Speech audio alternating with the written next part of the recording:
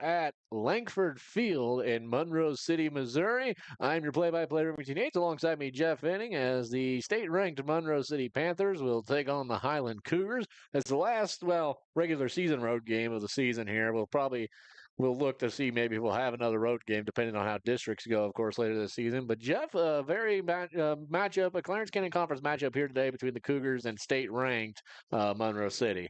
Yeah, like I said, Monroe City State ranked. They are very, very weapon oriented with the offense they run. They run a wing tee. It's a lot of fakes, misdirection. There's always three people who can get the ball, so it makes it really tough. You got to be very disciplined on defense. And between their backs, I mean, you've got national anthem. Oh, wow, we're just going right into it. All right.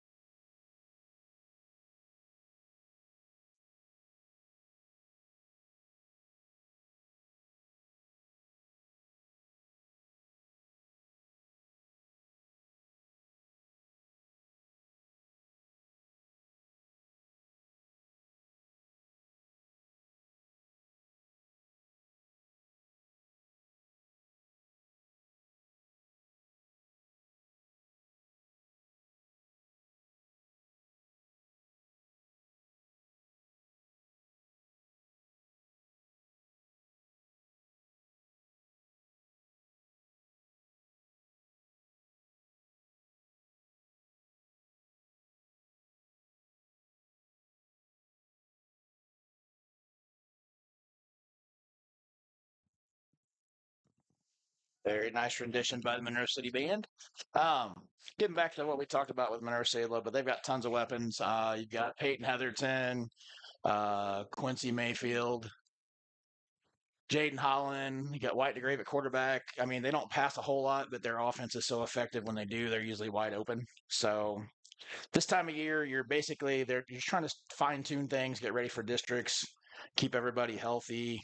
If you have some wrinkles you want to make people watch on tape, throw those in every once in a while just to make somebody else prepare for stuff. So Absolutely. Of course, welcome to the pregame show, the Lewis County Scoop pregame show brought to you by Phillips Heating, Cooling, and Plumbing. Give Blake Ketzler a call today for all your heating, cooling, and plumbing needs. Of course, the rest of our sponsors that help us stay on the air, Richard Horner Shelter Insurance, Jeff Weston Farm Bureau Insurance, Mike Stauffer Farmers Co-op, Murphy Brothers Gas Station, Ayers Oil, B&B Farms, Hoeing Trucking, Design It, The Wild Tiger Boutique, Autumn Harvest Farms, Coric Carpet Cleaning, Sharps Custom Detailing, Phillips Heating, Cooling, and Plumbing, Arnold Funeral Home, and Fleer Feed Incorporated. Thank you to all of our wonderful sponsors on that. Hey, some exciting news for tomorrow night, tomorrow afternoon, 1 o'clock softball district championship game at Highland High School. The Highland Lady Cougars take on the Paris Lady Coyotes as the Cougars look for their second straight district title in the last, going to districts and then looking to try and go back to state and reclaim their state championship. But it's a tough order. it's kind of interesting matchup because you have Paris. I mean, we are defending Class One state champs. You have our Class Two state champs. Paris last year was Class One. They got fourth place in state, and then you had Centralia, who was, I believe, second in state last year's Class Three. They've already got upset by the 8 seed. So I mean, this time of year, you never know what's going to happen. You can't take anything for granted. Should be a good softball game for any softball fan out there, and Cougar fans and Coyote fans. Hopefully, they go home happy. But I think hopefully the Cougars a little bit more pressure on the Coyotes and see what happens with that. Absolutely. As we get set here, the Monroe City Panthers look to make their way to the field. I haven't seen the Cougars yet. As the Cougars are down a couple of players here today, they are down Christopher Gauss and Xavier Santiago. Unknown reasons for Santiago. Gauss ruled out after the game at Macon. And so they will look to figure out parts of their offense without Gauss and everything, as he's being ruled out, I think, for a couple of weeks, is what I've been told by Gauss. And so I think you get to see. I think you see Levi Dent featured heavily in the run game. You have Caden Walton. You'll have Baxter led better, a couple sophomores, and also with that too, dense of sophomores. I mean, you have three sophomores running the ball, getting lots of vital varsity experience. You're going to see, in the next few years, you're going to see this sophomore group of 10 guys that are, 10 sophomores on this team that we've have written down. And, those are guys you're going to see for the next years that are going to be the key parts of this team, I feel, especially with sophomore quarterback Dawson Hedges. Well, I mean, like I said, right now, I mean, the O for record is no fun. But at the same point, from where they were last year at this time, they've been competitive in a lot of games. I know we're getting to the hard part of the schedule where it seems like every week they're playing somebody state ranked, which makes it hard. But I mean, they've put a little bit more points on the board than they have in the past. Uh, very as a group, they are very hardworking. They don't give up, which is a main thing. I mean, a lot of times you get to this point of the season, you're like, okay, season's over. Let's get on to basketball, wrestling, or I just want to be done. Where these guys are out there working every day, just working hard. Yeah, they're working. They're trying to finish out the season as strong as they can.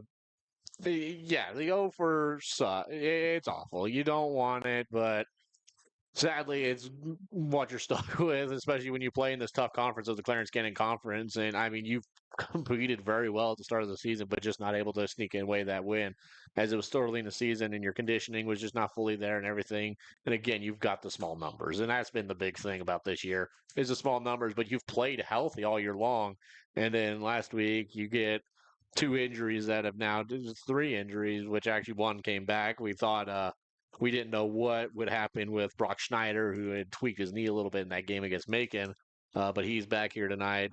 Again, we don't know the situation with Santiago, but Gauss was ruled out after the Macon game. So you started to see health concerns pop up, and that's something you don't want to see late in the season. Well, and like I said, I mean, you've been playing since August. You're Yeah. getting toward the end of that. Let's see, I guess it'd be third month of football, beating on each other.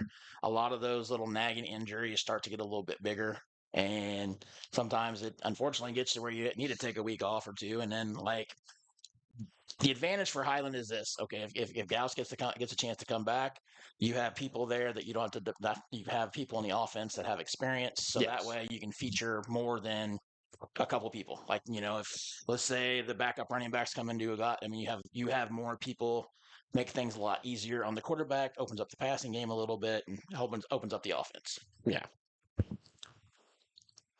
District wise, I think it. As weird as it sounds, I think the Cougars may get a host a home game. I know looking at the district standings right now, Putnam County's got a very big lead. I think they beat Scotland 44-0, who's the 2 seed right 55 now. nothing. 55-0. I'm sorry. Uh, Scotland South Shelby is a 3rd seed. They got theirs pretty locked up, but it comes down to Highland and Milan. And right now, I mean, we play Monroe City tonight, and we have Clark County, which while Clark County's been struggling a little bit there right now, currently at 1-6. But I mean, they've been playing a hard schedule, but they've also had some rough go with injuries and stuff like that. So next week can be a very exciting game. Our only win against South Shelby. Milan, I believe, has Brookfield and Putnam County left, so that's not looking good. So I mean, if it stays the way it is right now, that opening round game could be Highland hosting Milan, and then you have two teams situation what they're in trying to play to get into the next round. So. Which a lot of people have talked to me about this. They find it weird that in Missouri everybody makes it to the postseason.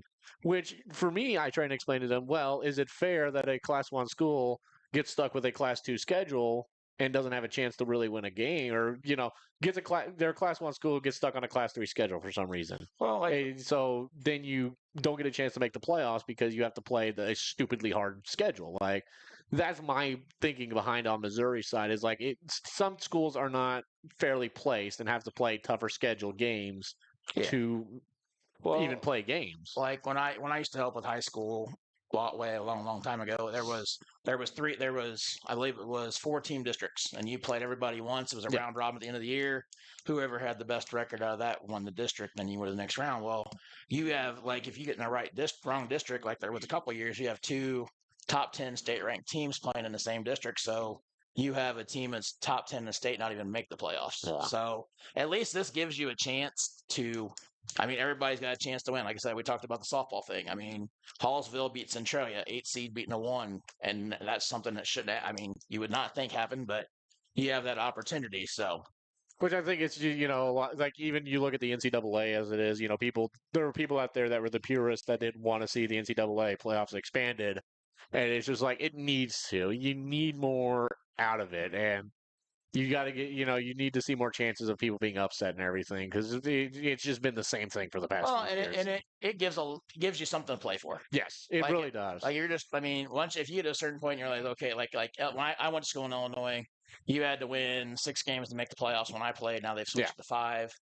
Once you've got that fourth loss, you're like, okay, your season's pretty much done. What do you do? yeah, So, I mean, this way you have an actual chance to do something regardless. So, yeah. Captains for tonight: Dawson Hedges, Tyson Voth, Porter Peters, and Ashton Schultz will be your captains here tonight. looks like Monroe City's got Cole Hayes, Toby Sapp, Quincy Mayfield, and I can't tell if that's 65 or I guess that would be. Oh, I'm sorry, 18. That's an easy one. Wyatt Wide DeGrave. to Grave.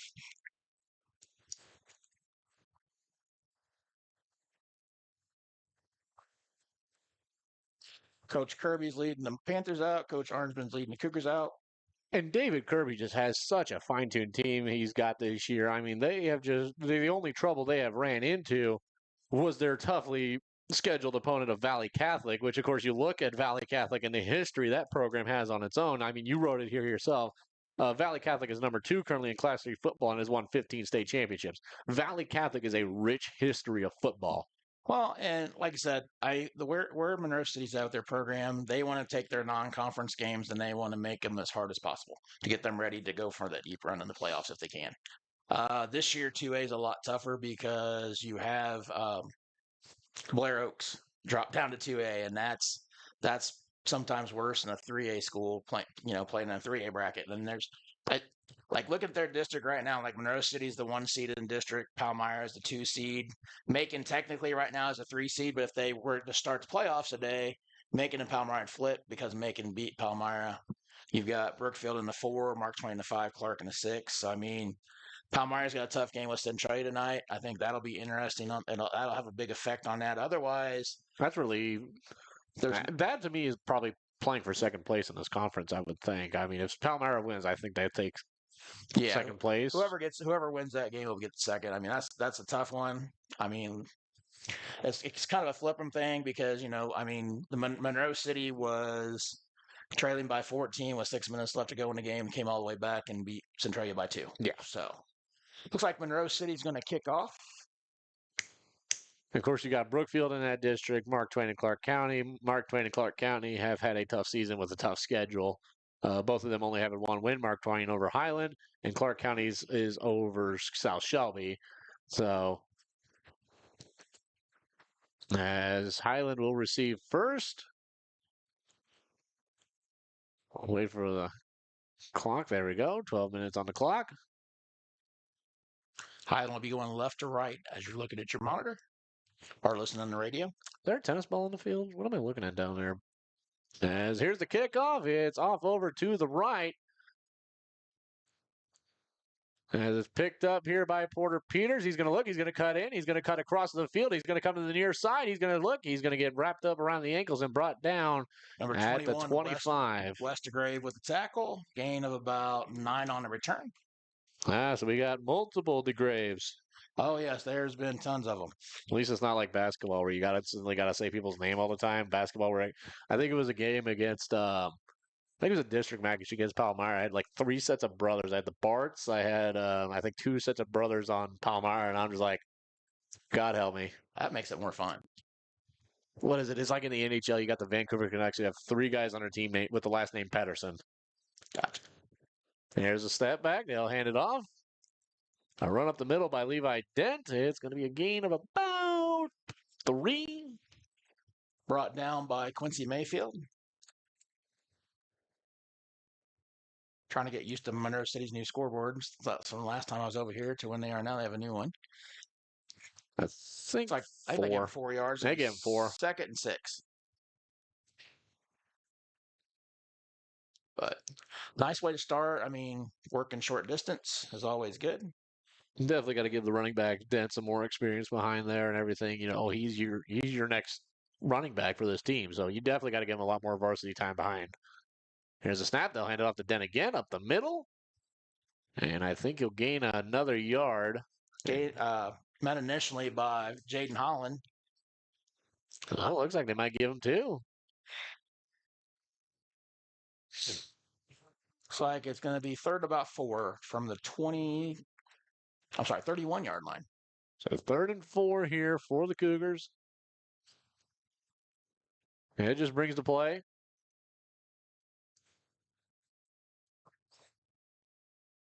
Of course, that's one thing still about high school sports. You don't see the headsets and the helmets still. Unlike, a lot of colleges, even some of the smaller college levels don't even have it still. I know Culver doesn't. There's a snap, up the step middle. back, and Nice passes it throw. off. Good little pass off to the number 10 of Heath Feldkamp as he'll get pushed out of bounds. It'll be enough for a Cougar first down. Gain of about 8 on the play. So an 8-yard gain there for Heath Feldkamp on a reception. Good little pass play there from the Cougars. Hedges stayed in there, stepped into the blitz, got hammered. I think it was looked like it was Toby Sapp coming through. Got a good shot on him, but he quick pass play, got rid of it quick, got the first down. I mean, you can get them passes off and take the sack. You could probably even draw up a roughing the passer penalty every now and again. So if he can pull off some of that tonight, here's a snap. They'll hand it off this time to Porter Peters. Now he's going to sweep wide as he's going to look for the far sideline. He's going to get it. And he took somebody out from behind. It looked like a Monroe City player who was trying to block, thinking the reception was still available, but got taken out from behind. Brought down by Cole Hayes. Gain of about, looks like 7 on the play. Will be 2nd and 3.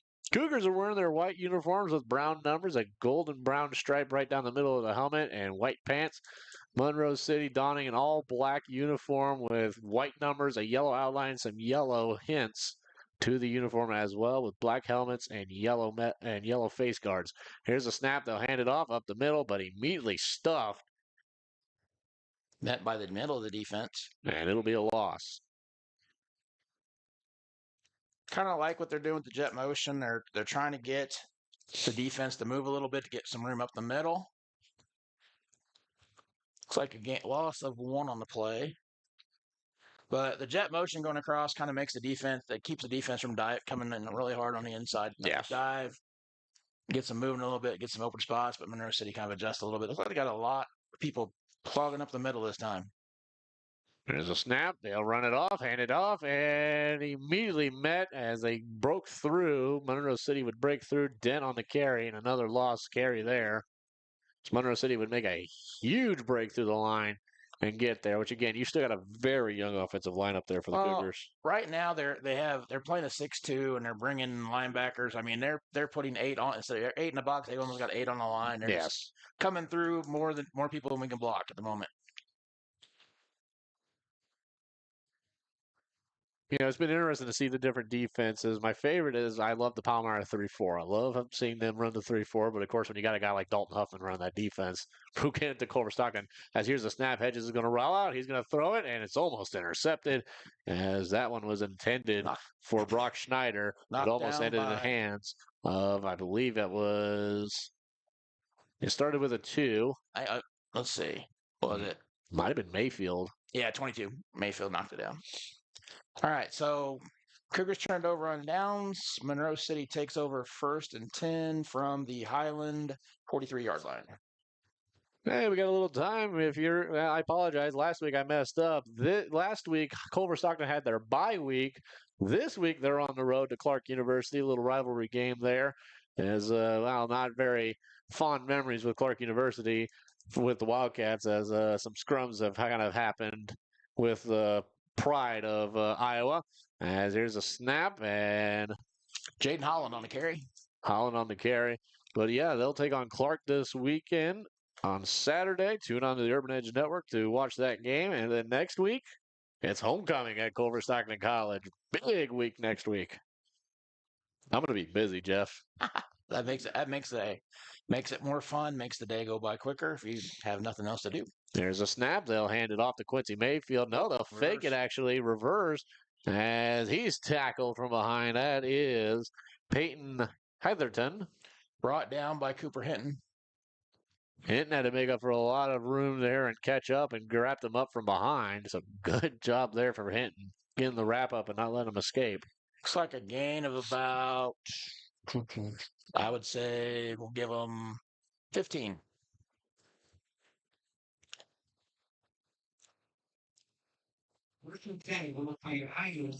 Heatherton. Oh, yep, gotcha. I saw you. I got you. Here's a snap. He's going to step. He's going to look. Wide open and caught. Caught for the touchdown. That is Abram Smizer. Abram Smizer on the touchdown pass, the tight end. And so now it's 6-0 Monroe City. We'll take a quick break for station identification. We'll be back for the extra point. You're listening to Highland Cougar Football here on the Lewis County Scoop Facebook and YouTube page. Okay, we're back. Remington Yates, Jeff Inning on the call here. Monroe City took a score after a pass to Abram Smizer in the back of the end zone. Would put them up 6-0. Now we'll see if they go for 2. And they will. Got 3 backs in the backfield. Oh, now we're going to shift around a little bit. 1 in the backfield.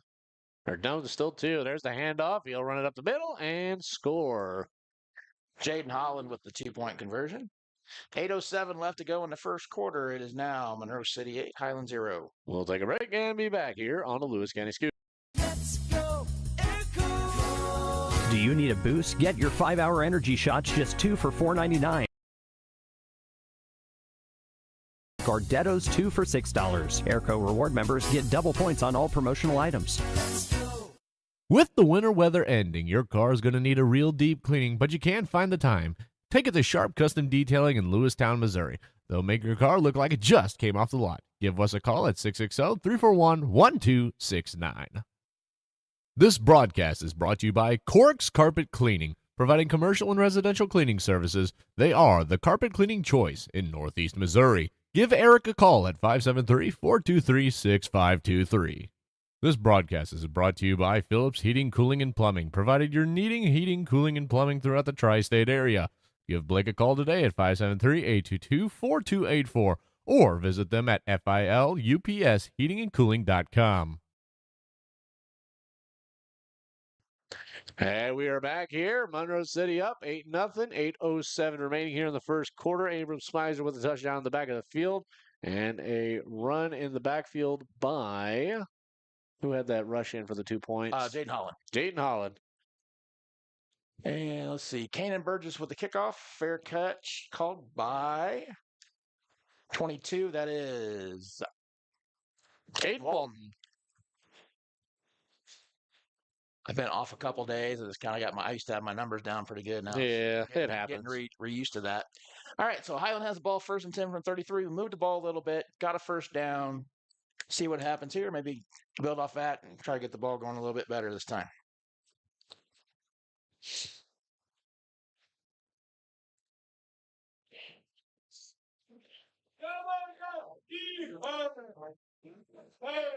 They're going to put 5 up front, linebacker, 4 defensive linemen. And here's a snap. They'll hand it off. Den up the middle. He's going to break a few and maybe get a gain of about 6. Brought down by Mayfield again.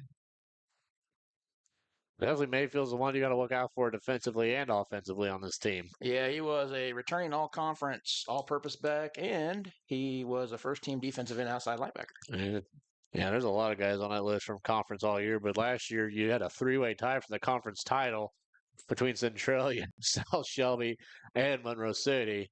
And boy, how has the conference changed in literally a year. Yeah. Well, you still have Monroe City and Centralia are still up there, but yeah. And South Shelby went the furthest last year. Here's a snap, hands back, as Hedges looked to try and take it himself. However, he was immediately wrapped up from behind. That was Abram Smizer with the sack. Well, it looks like we do have some laundry on the field, but I don't know if that's a Monroe City towel or if it's a flag. I don't know what we got on the field. Do you see that? I don't see anything. It's kind of near the end there. But look, it might be pink. I'm not sure. What is that? Someone get it off the field. It's distracting. 6:51, 8-0 your score. And it is going to be 3rd and 3rd and 11. there you go. There's a snap, step back. He's going to look. He's going to chuck it up. And I think they'll rule an interception. Like Caught Peyton by Heatherton. Oh, wait. No, is that that's number 5. 5? That is You got it. Davy Air, Holland. Thank you. We I have, did not want to mess that one up. we have Davy Air and Damie Air. So Davy Air with the interception. Okay, so it's pronounced pretty much the same except for there's an M and a V. Yeah. Oh, flag on the play. Personal foul, roughing the passer. So that takes that away. Hey, Cougars get a break. Well, like you were talking about, though, I mean, like when it gets to when 3rd down, they are sitting the house. They're bringing a lot of people. Yes. Hedges doing a great job standing in there. He's going to take those hits, and sometimes the rushers get a little greedy and take a free shot and get the roughing the passer. I think I said it during the making game. I love the pink flags for the fact of bringing awareness for Breast Cancer Month as it is October. But also, I cannot see the pink flags when they throw. Here's the snap, the fake. They'll hand it off to Dent as he's going to look. He's still going. He's still going. He's going to drag as many as he can with him. Game about 2 on the play. And I looked over and I figured as much. Yep, Christopher Gauss is donning a headset, so he's definitely going to be coaching over there. So he already looks like a coach. He's over there in the polo, the shorts. He's over here near the end in a gray polo. Gotcha. There you go. Wish we had cameras I could show, but also I'm not. I need a whole crew to travel with me. I need to bring I've thought about this, getting like a pull behind camper or something, turn it into a production trailer. There you go. That's going to cost so much money. Hedges, screen pass over to Dent. Dent with a lot of room as he'll go head on with the Monroe City Panther as he finally gets brought down after a tackle and just past the 40-yard line enough for a Cougar 1st down. My goodness, what a hit. Hope somebody got that on camera. He ran right through. I mean, he's not shy. The one thing about Levi, he's not going to shy away from contact. He will try to run through you if he can. Very physical back. That'd be good enough for Shuck 'em Up of the Week if someone got that on video. So I know you watched that show, the Monday Night Lights. There have been some good hits going on that. Oh, yeah. Sometimes, I mean, a lot of it just what the situation is, but sometimes you see those cameras, it's like a little something extra. Yeah. Shotgun formation. Dent. And flag, delay of game. So that'll drag him back a little bit. I think some hesitation from the Cougars on the play.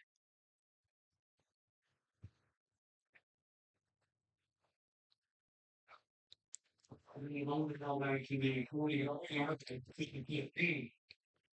think the main thing right now is we're Highland's moving the ball, using up some clock. Yeah. Main thing is just getting some momentum going offensively, seeing you can do some things.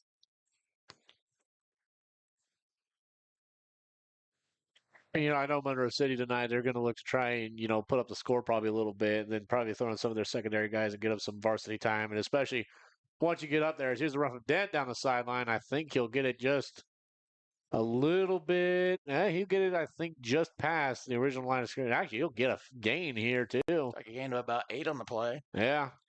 Knocked out of bounds by Peyton Heatherton. As Monroe City going to take a timeout. That's a little surprising. So the Cougars are making them take a timeout.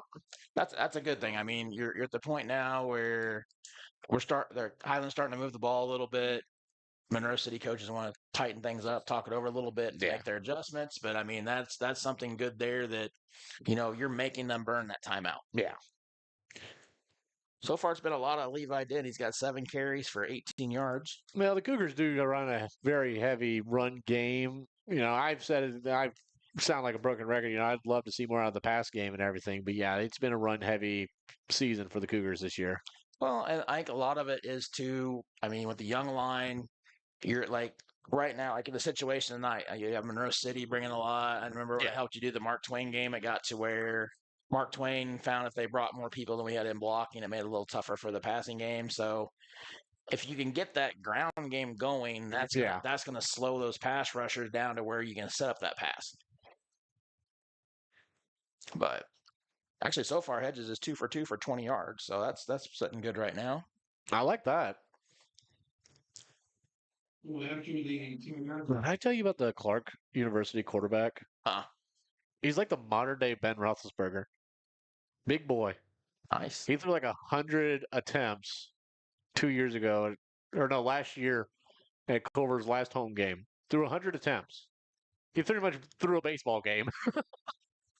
Must have been like 60 to 50 or something. Snap. He'll run it up the middle as Dent. Get a big gain there, as he will probably be 3 short of the first down. Gain of 4 on the play. Brings up 3rd and 4. So I got the 4 right. At least running on this side of the field, I can tell a little bit better. When they get kind of down here to my left, I can't really tell that well, but Actually, it's 3rd and 3. so they will give them an extra yard out of it too. So I'll take that. Like I said, it's kind of good right now. You have 3rd and 3. You're at the Monroe City 31. Getting a nice drive to answer that touchdown drive by Monroe City. I think we're done with natural fields, I think, for the rest of the year. So Yep. There's a snap. Dawson Hedges steps back, looks, almost threw it, but he saw the big man jump. As there's a throw down, there's a battle for it, and it's intercepted by Davier Holland. One of those situations, you almost tuck and run, but he thought he had looked like Snyder had a step on him, so he threw it that way and got picked off. Monroe City's got a long way to go. They'll take over 1st and 10 at their own 4-yard line. I'm sorry, 5-yard line. 8-0 Monroe City with 3:32 left to go in the first quarter.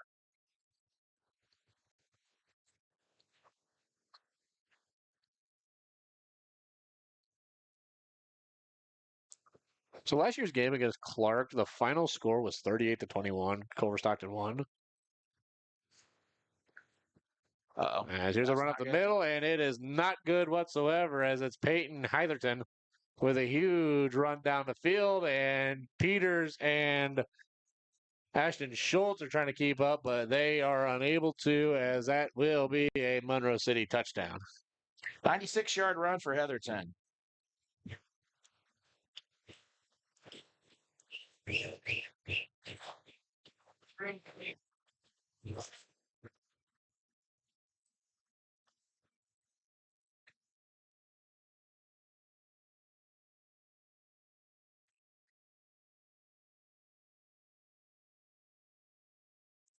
As I believe they'll go for 2 again, which, I mean, to be in high school sports, you're mostly going to go for 2. Yeah.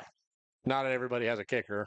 And not everybody can block for the kicker. Not everybody can block for the kicker, and sometimes the placeholder. You don't have a placeholder. That's the big thing I've noticed is teams will have a kicker. They don't have a placeholder. Looks like we have the 3 backs. See if they'll shift again.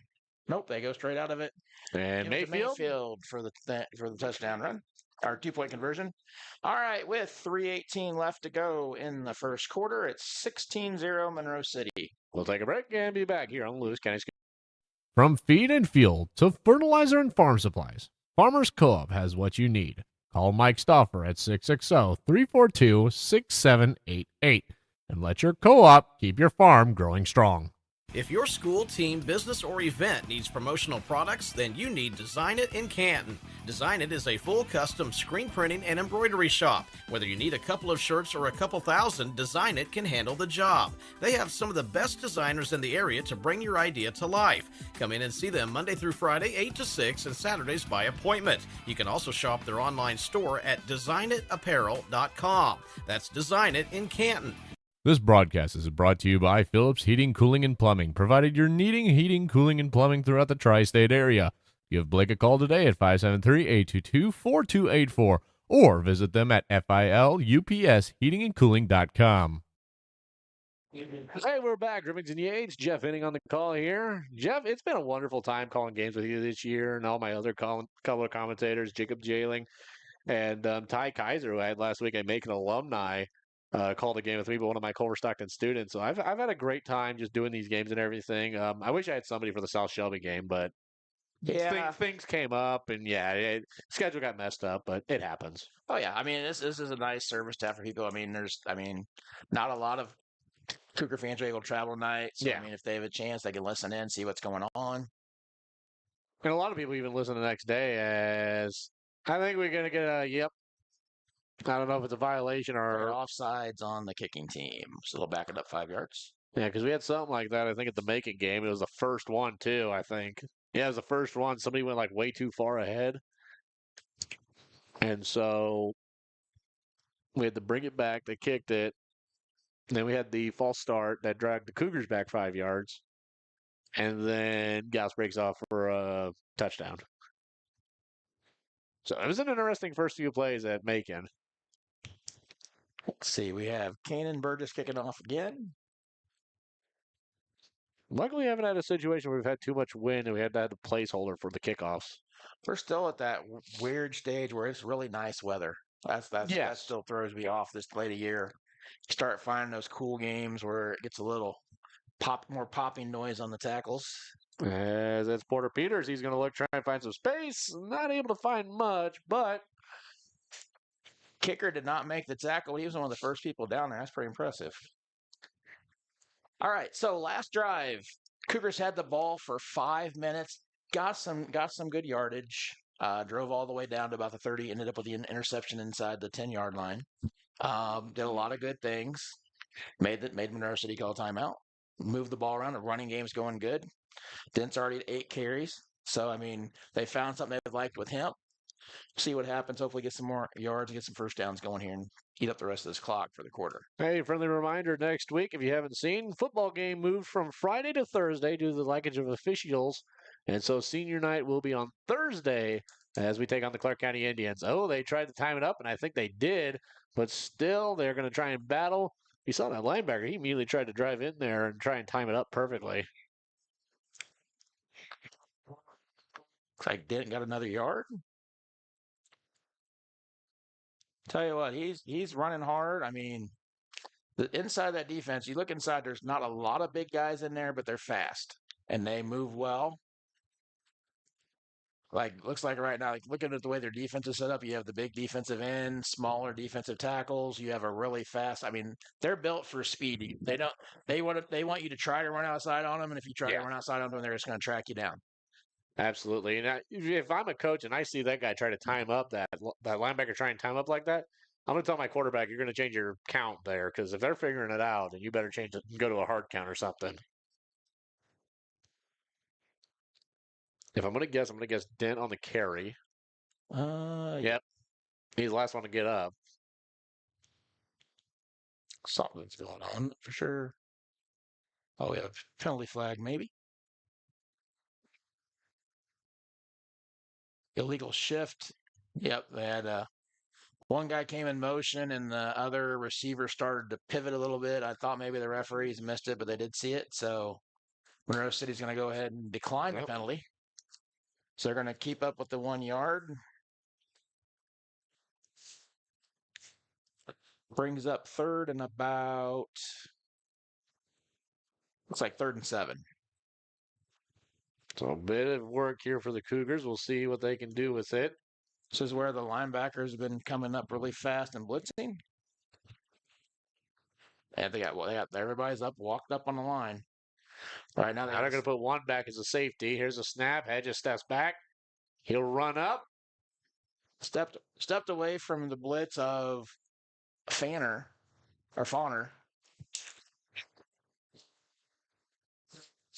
You just couldn't find anybody open. Immediately the blitz was there.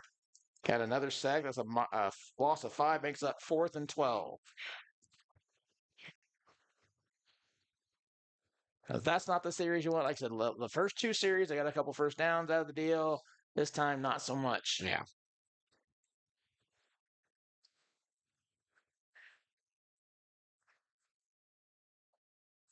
Hitton's kick. It's a high flyer as it's grabbed up by the 5 of Davier Holland as he's going to break some tackles and finally brought down at the Cougar 45. Peters and Feldkamp on the tackle.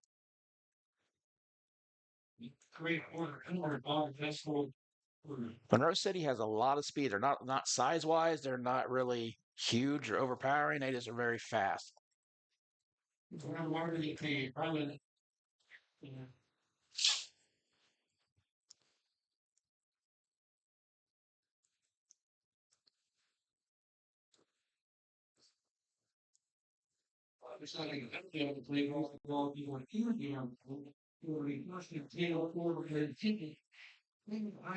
Monroe City will break out into formation. It's like a traditional wing tee look with two backs and a wing. There's a snap. They'll hand it off to Mayfield. Mayfield will go up the middle, wrapped up and brought down after a gain.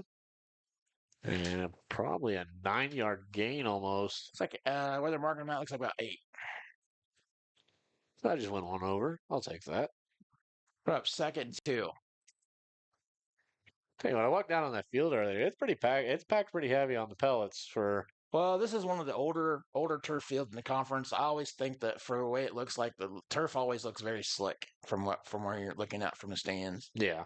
There's a snap. They will hand it off to Mayfield. He'll go up the middle. He's got lots of space. He's got one to beat. He'll beat him.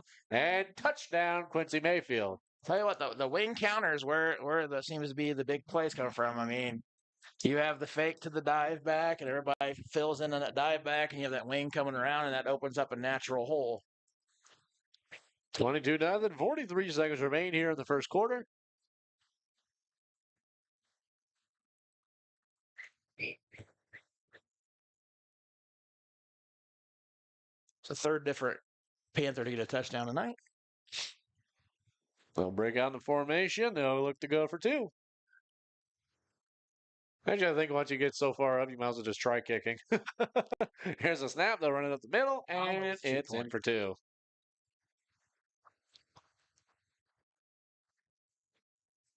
Okay, we'll take a break. 24-0.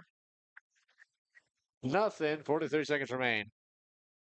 Arnold's Funeral Homes in Canton and Lewistown have been serving the area community for 5 generations. They're thankful to be an important part of the community. They provide compassionate funeral and cremation services to the community with a focus on honoring the memory of loved ones. They also offer professional and respectful services to support families during difficult times. That's Arnold's Funeral Homes in Canton and Lewistown, family service since 1898. I'm a Missouri Farm Bureau insurance agent. I'm for working hard for what you get and then protecting what you've got. Your home, your vehicles, your life. I'm for making an honest living and taking pride in what you do. And for giving back to the community I call home. I'm for serving my clients with the respect and dignity you would expect from the farmers that started this company. And though I know you probably hope you never need me, I'm here for you when you do. I'm a Missouri Farm Bureau insurance agent. And if you're a Missourian, I'm for you. Hey, we're back on the air. Monroe City looks to kick off once again. 24-0 the score with 43 seconds remaining in the first quarter. Bird is set to kick again. Hey, Jeff, you know where youth football is tomorrow? Youth is done for the year. Oh, they're done? Wow. Some junior high's done. We're down to just high school. I mean, getting down to playoff time for all the sports. Porter Peters with it. Breaks a few ankles. He'll get it up to the 30 before finally getting brought down. Westergrave, the freshman. Tomorrow morning, 8 o'clock, the girls are leaving for state golf. If anybody wants to go, send them off. Sunday. Oh, Sunday. Sunday. Correction. I misread that, so I guess it is Sunday. Yep, Sunday morning. I'll try and be there. Try and get an interview with Coach Hattie, and I will actually try and reach out to Coach DeCoster as well of Canton and try and get some quotes out of her and maybe Raylan Merida, who are also going to state. So congratulations to all our Lewis County golfers heading down to state. Raylan Merida of Canton and the entire Highland golf team will be going for as a team and individuals. They all qualified in the top 20 for district golf to go to state. Cougars have the ball 1st and 10 from the 31. Here's a snap. Hedges will hand it off to Dent and wrapped up in the backfield and brought down. Brought down by Toby Sapp. Loss, it looks like about 6 on the play.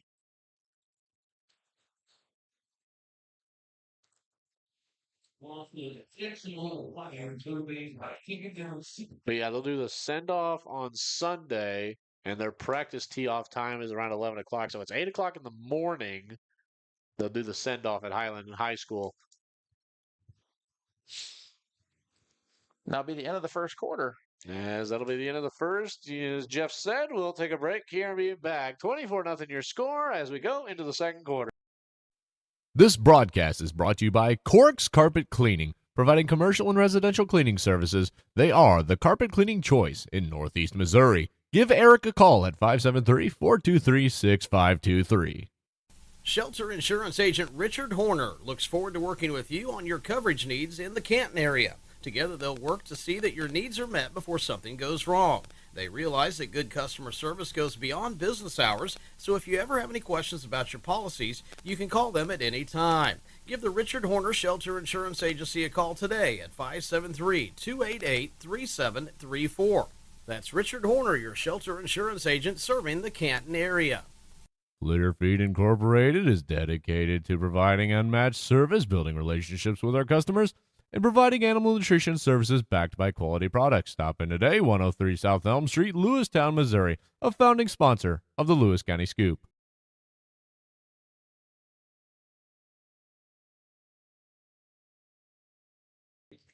Hey, welcome back here. We're on the air at Langford Field. They really got to put some lights around that. I keep forgetting where we're at. It's not very well lit on that scoreboard.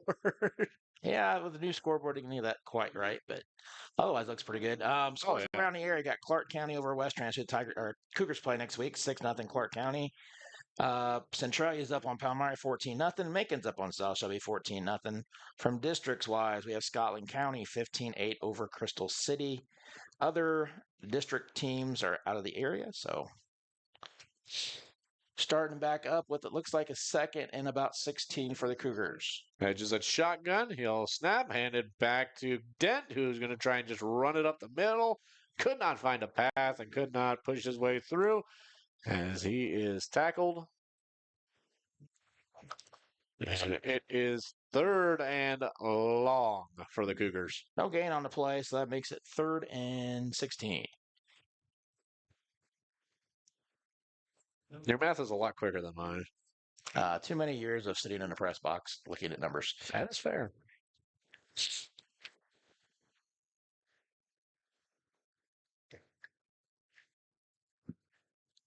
Shotgun got to have a wing kind of offset a little bit behind a tight end, so we'll see what goes on here. Oh, double wing. There's a Right snap. before they He's catch going to it this look. time. He's going to throw. It's low. Will they say he caught it? He will. Played to Porter Peters. Right to Porter Peters. It was low, but I think Peters was able to salvage that one. Gain of about 4 on the play makes it 4th and 12.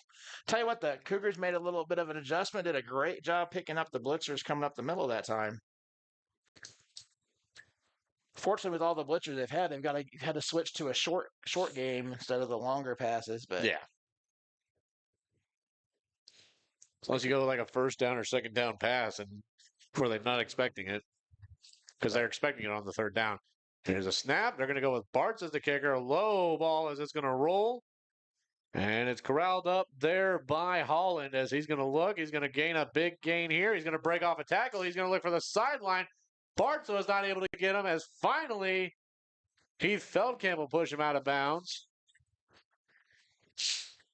On the near side of the field here. Xavier Holland with a big return gain of looks like about 37-yard punt return. Brings up 1st and 10 for the Panthers from the Cougars 17-yard line.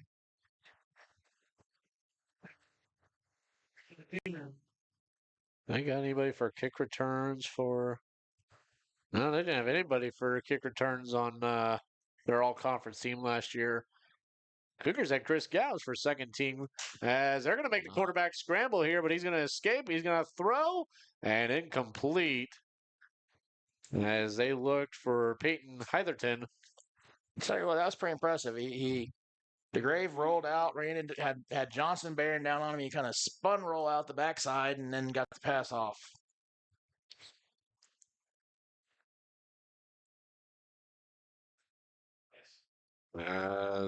Penalty on the Cougars.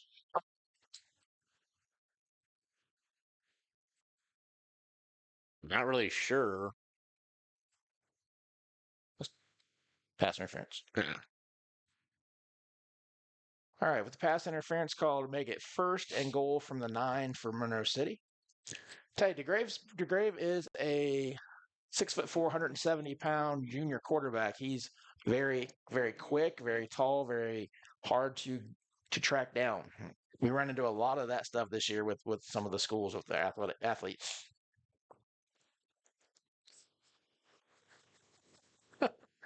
There's a snap, a screen pass across. He's got some room. Knocked down at the 1. It gets hard on that far end of the field. You can't really see because there's just a pile of bodies and they're just standing around looking at each other like, what do we do? Hayes with the catch for 8 yards makes it 2nd and goal from the 1. It's always a fun part of football, I think, for linemen is whenever they get done having to hit each other, they just stand there and go, so what do we do now? It's one of those catch your breath, keep moving, and then they're like, oh, if the ball's coming, then you get to run downfield and chase people. Makes you feel good when you catch those fast kids when they're dancing around a little bit. Still a game. Got to have fun with it. Under center, he'll hand it off and up the middle, and Holland. touchdown, Monroe City. Jaden Holland with a 1-yard run. 30-0 the score.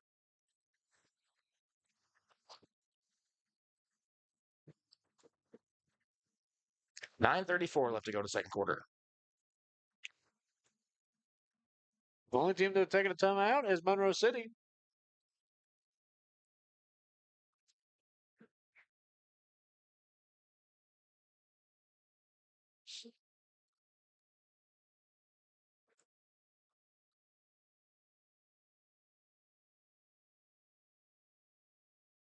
I'll break out the formation. They will look to go for 2. Under center, he'll take the snap. He'll fake the handoff and throw and caught as that's Peyton Hytherton on the 2-point conversion.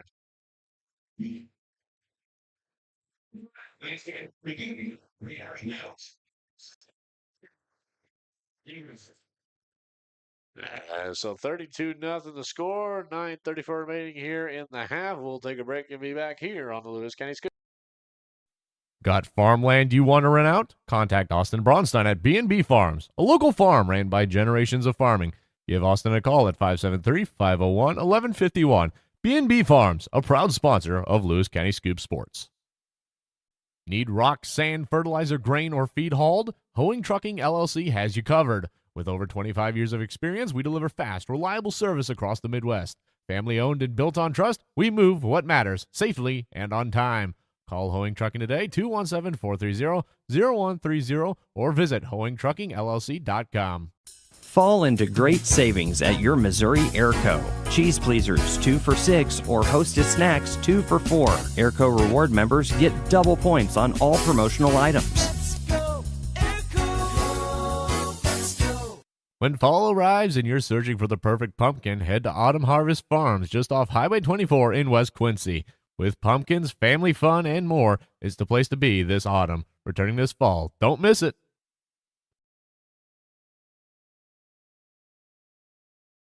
All right, here we go. I can't. I All right. keep laughing about it. Sorry. You're good. All right, so we've got 9:34, Chicken. 32-0 the score as Monroe City gets set to kick off. I'm your play-by-play Ruby Yates alongside me, Jeff Inning. There's a low kick right to Heath Feldkamp as he's going to look. He's going to grow up the middle and just barrel right on through and gain a few extra yards on that one as he just kind of drove his shoulder in there and as they wrapped up around him. Cole Hayes of the Panthers with the takedown. Cougars are going from right to left as you're listening on this quarter. If you're looking right at your phone, near side will be, of course, closest to you. Far side will be furthest away. Cougars are on the right side of your screen going left, and Monroe City Panthers on the left side of your screen going right. Cougars have the ball. 1st and 10 from the 44-yard line. They've gotten really good field position now. See if we've moved the ball a little bit. Just got to get some points before half.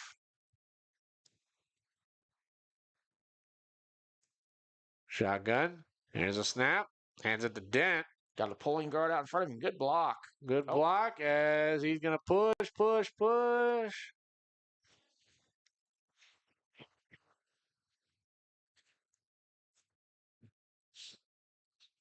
Looks like a gain of about It's like 2-yard gain, 2nd and 8.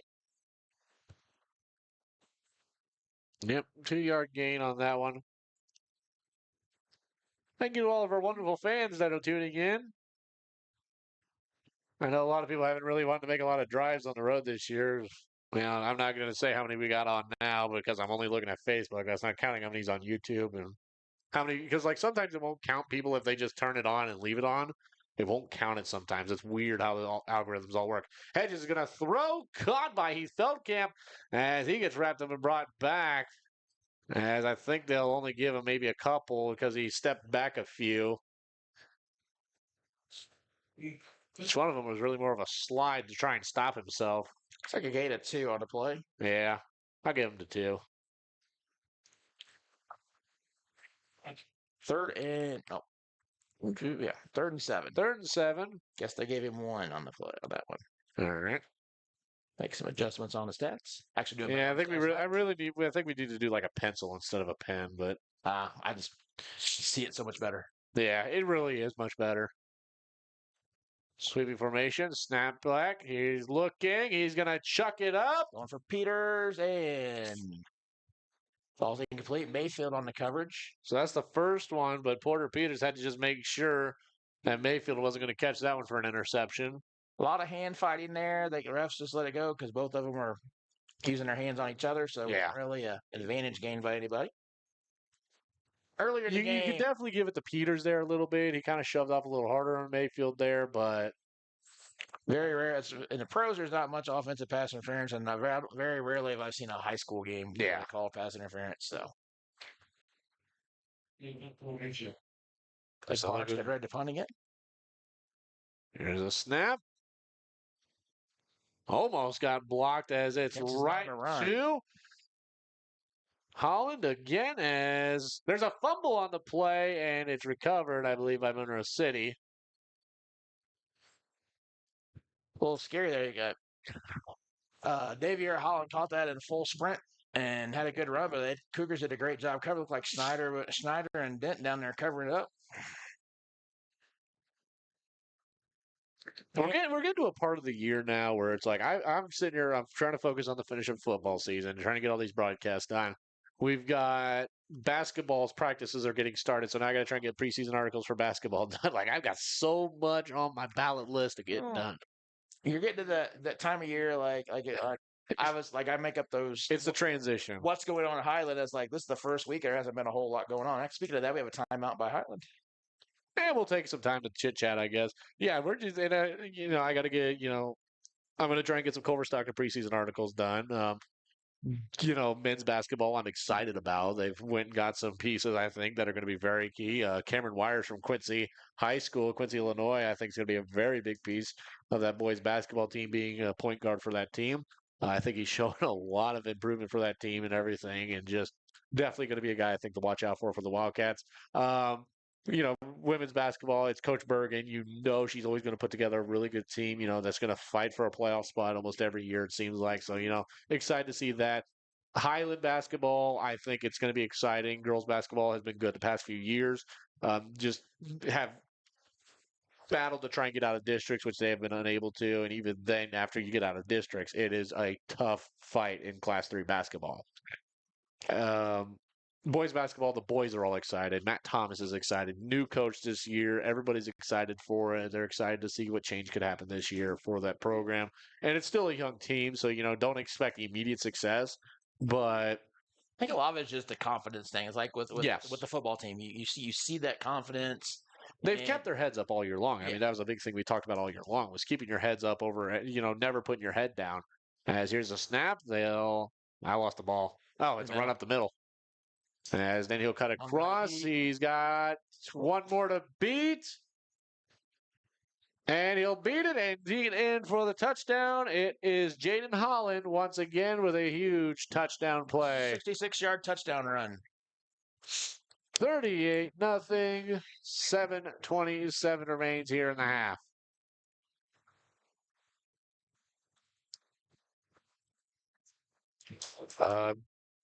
Well, while we got time, Canton basketball, a lot of question marks for Canton, I think, going into this year. You graduated a lot of key pieces from that state team for the boys.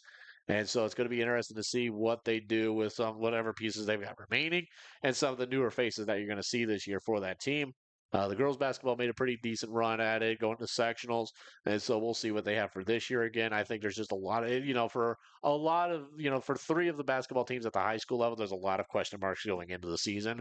But I think, a lot of the teams are excited about what they've got for going into the year. As they'll say no on the 2-point conversion That there. was Cooper Herner, one of the seniors. They tried to get him the ball, get him 2 points, but did not fail, or the run failed. Yeah. So English is hard sometimes. yeah, this whole writing and talking thing sometimes is not my best friend. So 38-0, 7:27 remaining. We'll give Jeff a break and be back.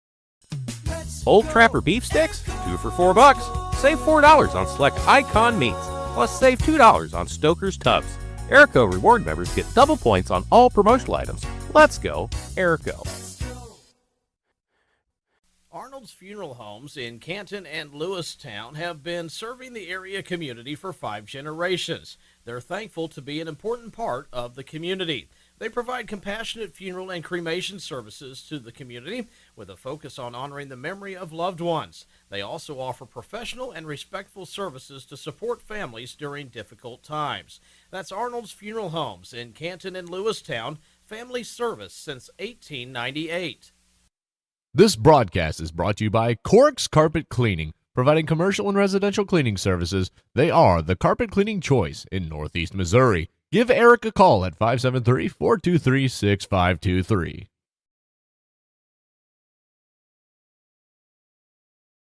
yeah, Oh, well, I thought I was going to get a score because it's one of our impressive teams this year. Someone hasn't changed it on Max Preps, though, but Knox County has been very impressive this year on the 8-man football scene as they got Lincoln tonight, a team that just moved to the 8-man scene after going to the state semifinals last year in Class 1 football. And then they made the move down to 8-man this year. So they go to the state semifinals, and then their numbers fall once again. And here's a little bit of a jumper kick as it's going to be fair caught by Baxter Ledbetter. Which I don't blame him being that close to everybody and the ball's still in the air. You better just call the fair catch and hope to catch it. usually what like junior high, we tell our kids if you're in the first 2 rows, unless you catch it cleanly, fast, you get down or like sets up an air, call fair catch. Yeah. So that way you don't get trucked. Nothing worse than thinking you're going to catch a ball and do something with it, and by the time you catch it, somebody's hitting you. Yeah. All right, so we've got the ball 1st and 10 from the Highland 35-yard line. 38-0, 7:27 remains. Shotgun formation with 2 on the left. Or on the right. There's the handoff. It's going to go to Dent. 1. It's like a gain of 1 on the play. It felt like the pass game was kind of working there. I feel like we should open it back up. 2nd and 9? Yeah. I'd say 2nd and 9 pass would work. They won't blitz you. Might be a late blitz, but Like I said, the scary part about Monroe City, like I said, they're not overly huge. They are just so fast sideline to sideline. So I think that's where they saw on tapes, like, okay, if we're going to hit them, we got to hit them up the middle fast. They're getting there, but now it's getting to the point where Monroe City's starting to, there you go, like right there. It's a good example of that. I mean, as fast as they are coming in on that, but they still gain, looks like 4 yards. So the quick hitters might be the way they're going to go with tonight. yep. So a gain of 4 for the Cougars there for Levi Dent. 3rd and 5, good chance to take advantage of the aggressive pass rush. Might mix with your snap count a little bit. Yeah. See if you can get him to jump. And if you get him to jump, it's an automatic first down. You don't even have to do anything besides make them jump off sides. Last time, Monroe's starting to mix it up a little bit. They walked people up last time, and then they didn't blitz. They dropped people back. But right now, it looks like they're playing posted from the outside, the middle delayed. Nice throw intended for Schneider, falls incomplete. Well, official about threw a flag on that play as it was Quincy Mayfield came in and made a reach for Dawson Hedges and accidentally grabbed a bit of face mask there, but let go just in time, I guess, because I saw that helmet start to turn. All right, so 4th and 5 looks like. I mean, it was quick too. Like you see the helmet just jiggle a little bit, and the official like reached for that flag and then didn't throw it. Yeah. It wasn't enough to really justify a face mask, but it was there. Bart's getting a workout punting tonight. Let's see how this one goes. And blocked. Either blocked or kicked off the back of a guy. I couldn't tell which one It it went off the was. back of a guy. And touchdown. Jaden Holland, Yeah, I think we already know our player of the game for Monroe City is tonight. 20-yard blocked punt return for a touchdown.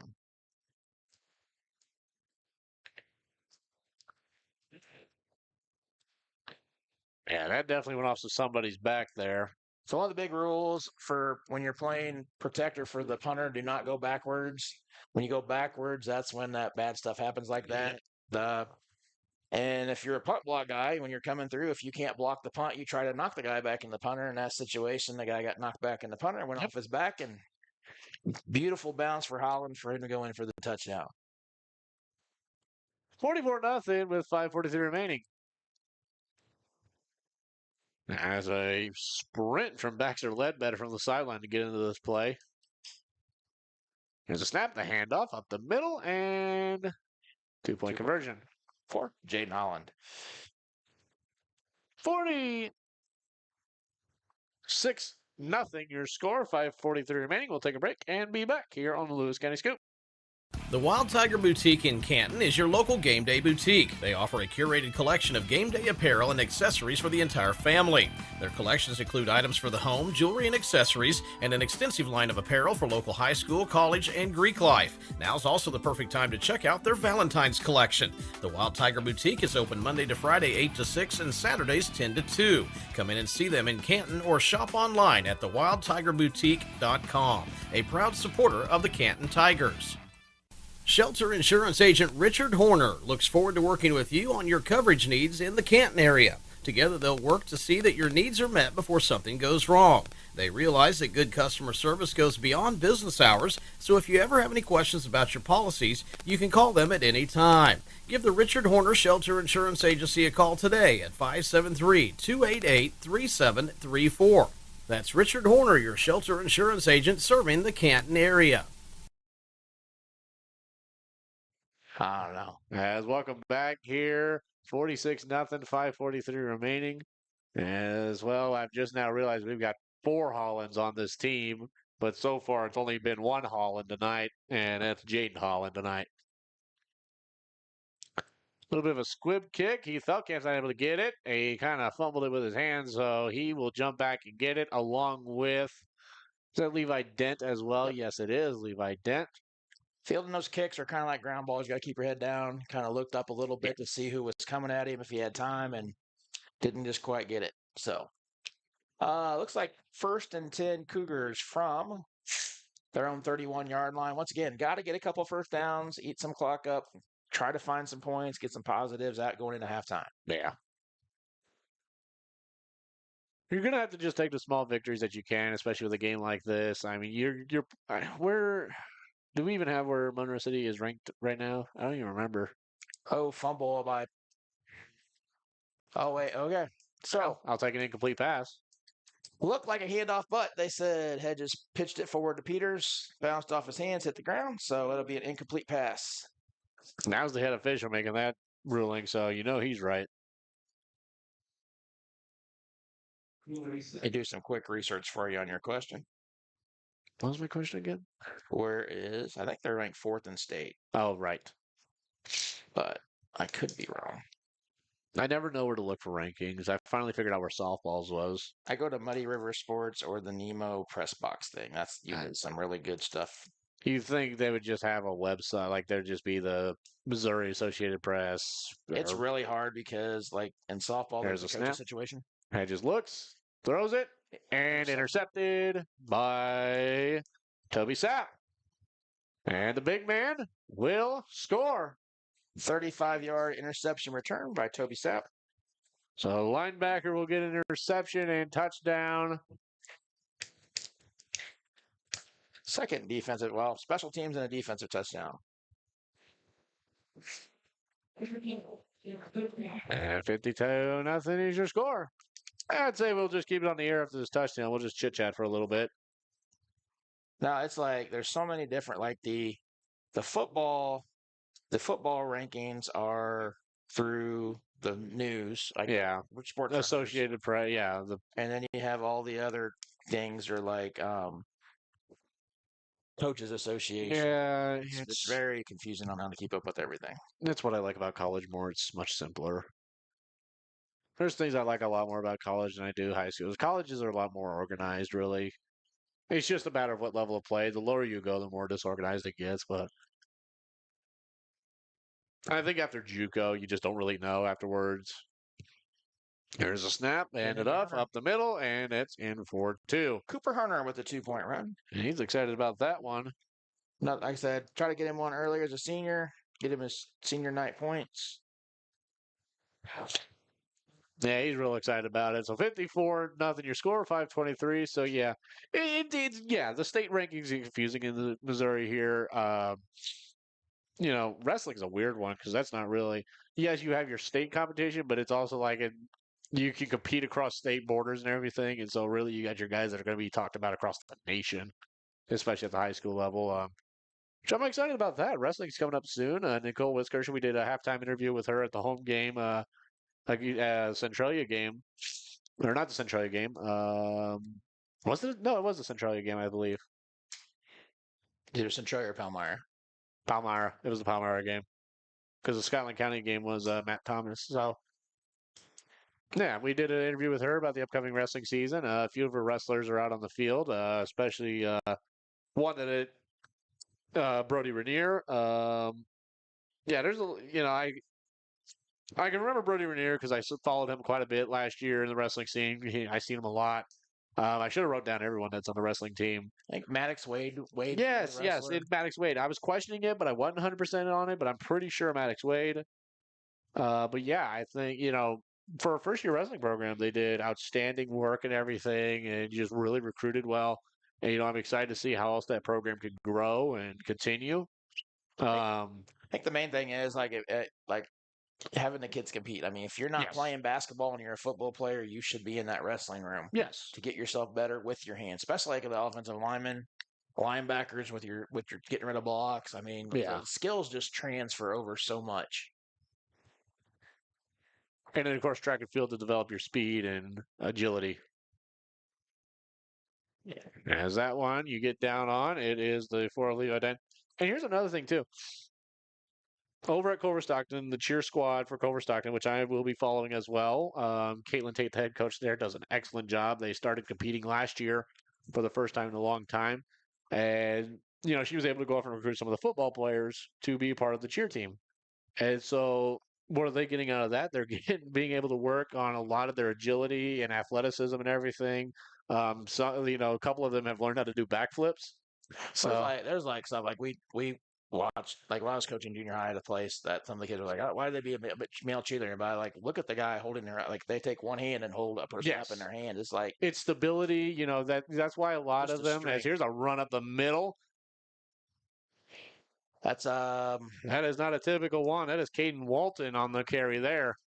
He was brought down by Peyton Heatherton. As Walton was kind of looking, I think somebody said something because he had to look back over at the Monroe City sideline. He got shot out of a cannon on that one. He went about a gain of 6, makes it 2nd and 4. Do it again. I want to see that again. Like I said, I mean, a lot of like I said, when you have a team that's as fast as Monroe City is, you have to hit them quickly. Now they're going to change to kind of an I formation here for the Cougars with 2 on the right. You got Walton and Dent. This time they'll hand it to Dent. So kind of a sum little out of the Scotland County playbook for what Scotland County did to us. Where they switched to an I formation and just kept handing it off to whatever back they wanted to and shoved the ball down the throats. And so they're going to try it here as it'll go to 3rd and 4, I believe. Actually, 3rd and 3, gained 1 on the play. Okay. But, I mean, like I said, a lot of it's just how quick you hit. Like, what Centralia ran the week we played them, there was no handoffs. It was snap the ball to the guy and go. And that just hits so quick. I mean, by the time you're waiting for the handoff from the quarterback, you have the defensive penetration where if you just hit the hole as quick as you can, get as many yards you can, and go from there. Centralia is just a weird offense. There's no real name to that offense, really. As I formation once again with 2 on the right. This time Hedges will roll out. He's getting chased down. He's going to chuck it. And, Gauss almost made the catch on the sideline. He's participating.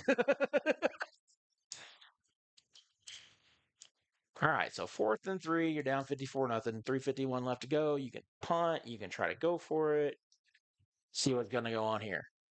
I mean, what are you going to really lose if you just go for it? Yeah. We're gonna punt it. All right. If you have a fake, you put a fake in. Yeah. I'll Try something out. All right, let's see if you're down 54-0, 3:51 in the half. See if you're going to have a running clock in the second half. See if the the blockers learn anything about not backing up into the kicker. Much better job. That's a moon ball there. Hits out of bounds, probably about the 43, but let's see where he marks it at. Oh, generous spot. Got the 40. And one of the coaches from Monroe City doesn't agree. Coach, you don't know what you're going to argue. You're up 54-0. Yeah. I get you want consistency, but also you're up 54-0. I think it's just coaching human nature. You want every call, but now he was about where I thought it was out of bounds at. But all the other coaches are like, we don't care. But yeah, no, it's. I don't even know which coach that is, but I just find that funny. He just sitting there like, here. The other coach is like, don't worry about it. It's not that deep.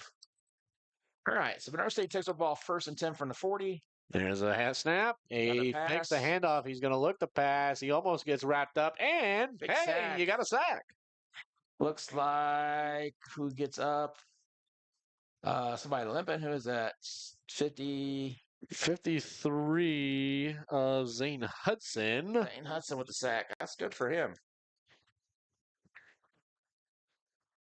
So we get a sack for -3 yards.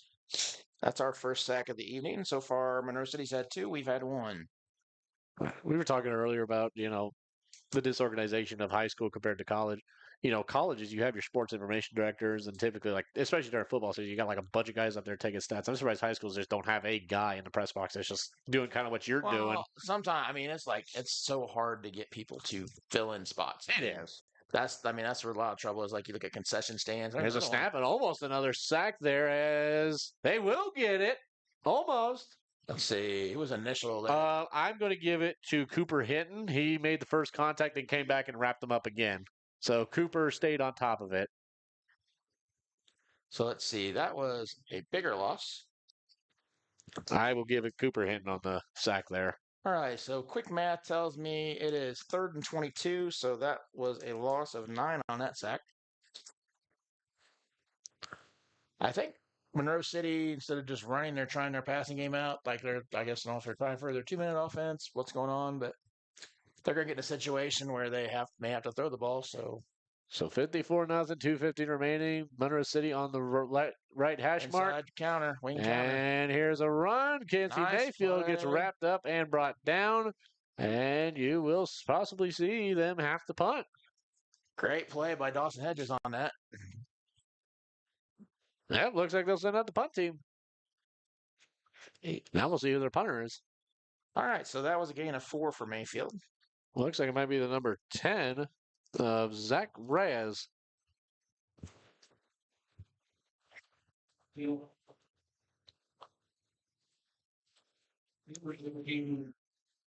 Stick around for the halftime show as takes a little time with that one. A little bit of a rugby kick. Yeah. As it rolls, takes a few more Monroe City rolls. Tell you what, the rugby kicking, it's hard to do. I mean, the way he took off, he was running, getting ready to kick it. He was looking up the sideline. It's like, hey, maybe I could run that. But he didn't take off, fortunately.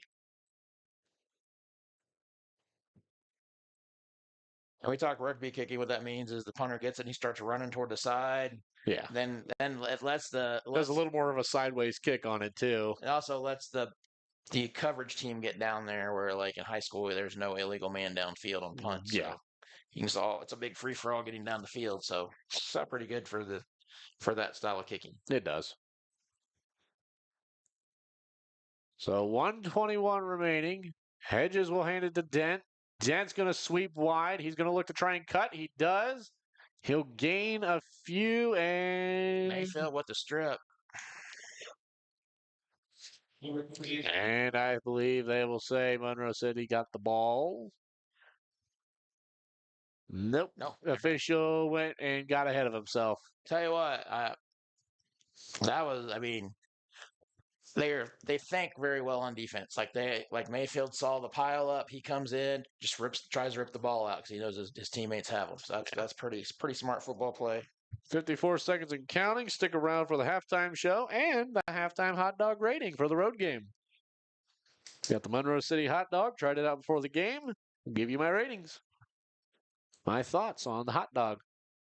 Cougars will line up in formation. They'll get it off and hand it to Dent, who's just going to bulldoze his way forward and gain about a couple more.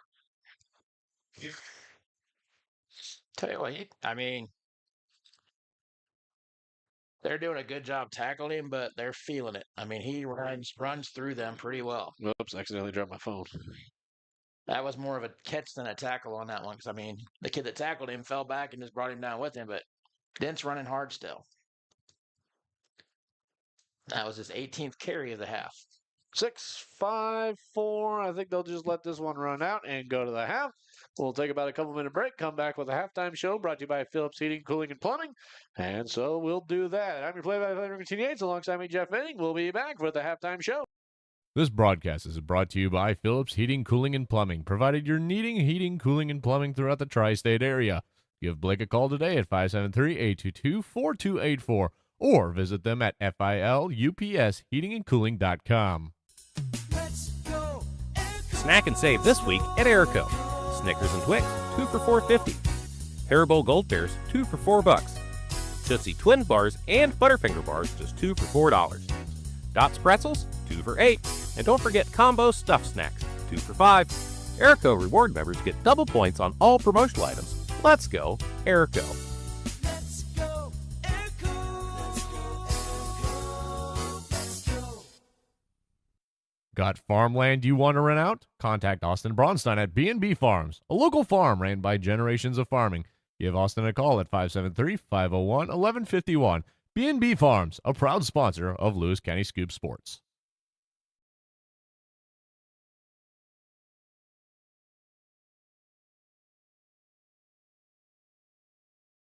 Arnold's Funeral Homes in Canton and Lewistown have been serving the area community for 5 generations. They're thankful to be an important part of the community. They provide compassionate funeral and cremation services to the community with a focus on honoring the memory of loved ones. They also offer professional and respectful services to support families during difficult times.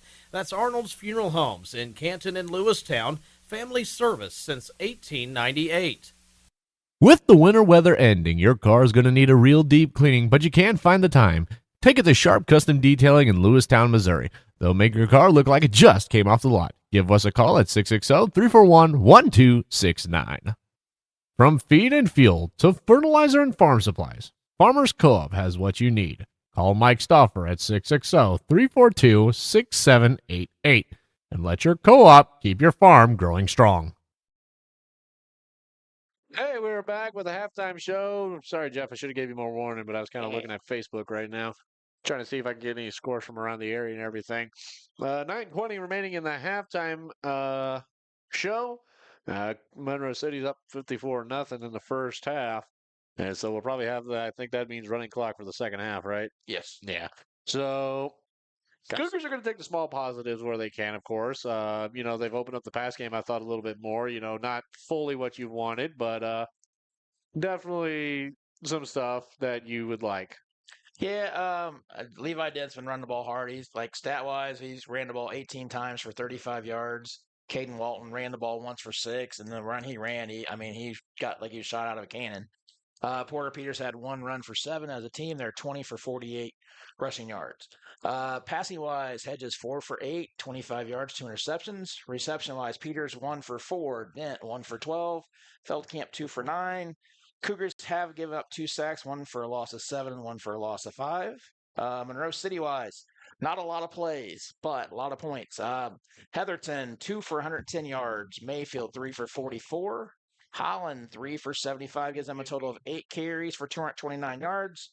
Passing wise, White DeGrave is 2 for 2 for 25 yards with 1 touchdown. Smizer, 1 17-yard touchdown catch. Hayes, 1 for 8 yards on his reception. Sack wise, the Cougars have gotten 2 sacks for a -3 and a -9 for -12 total. Scoring 8:07 in the first quarter. Smizer 17-yard pass from DeGrave. Holland with a 2-point conversion. 8-0. 3:18 left. Heatherton with a 95-yard run. That was a backbreaker. Because I mean, Cougars drove down the field, got all the way down to Monroe City 30, threw an interception at the 5. First play after that, a little wing counter. Heatherton for a 95-yard touchdown run. Mayfield 2-point conversion, made it 16-0. 43 seconds left in the quarter, 24-0 off a Mayfield 32-yard run and a Holland 2-point conversion. Then it turned into the Jaden Holland show a little bit. 9:34 left. Jaden Holland 1-yard touchdown run for made it 32-0. Heatherton a pass from DeGrave to make it for the 2-point conversion. At 7:27, Jaden Holland a 66-yard run. The 2-point conversion failed, made it 38-0. Then things got a little wonky. 5:43 left. Jaden Holland picked up a block punt where the up guy got blocked into the punter, and he ran 20 yards back for a touchdown. Holland also had the 2-point run. And then 20 seconds later, Toby Sepp with a 35-yard interception return for the 2-point or for a touchdown. And then Cooper Herner with a 2-point run made it 54-0, and that was the last scoring of the half. So, Boy, a lot of stuff. A lot of stuff has happened, mainly for Monroe City tonight. I actually did see, I looked down earlier and I saw Maxwell Hayes, Culver Stockton defensive lineman, and former Monroe City alumni here at the game tonight. So good to see him out and about. He's got a big game tomorrow again. Clark University will host the Wildcats on a Saturday game. Jeff, it's time for the hot dog ranking. All right. Monroe City hot dog, another team with not a special name. Only one team really has a special name for their hot dog.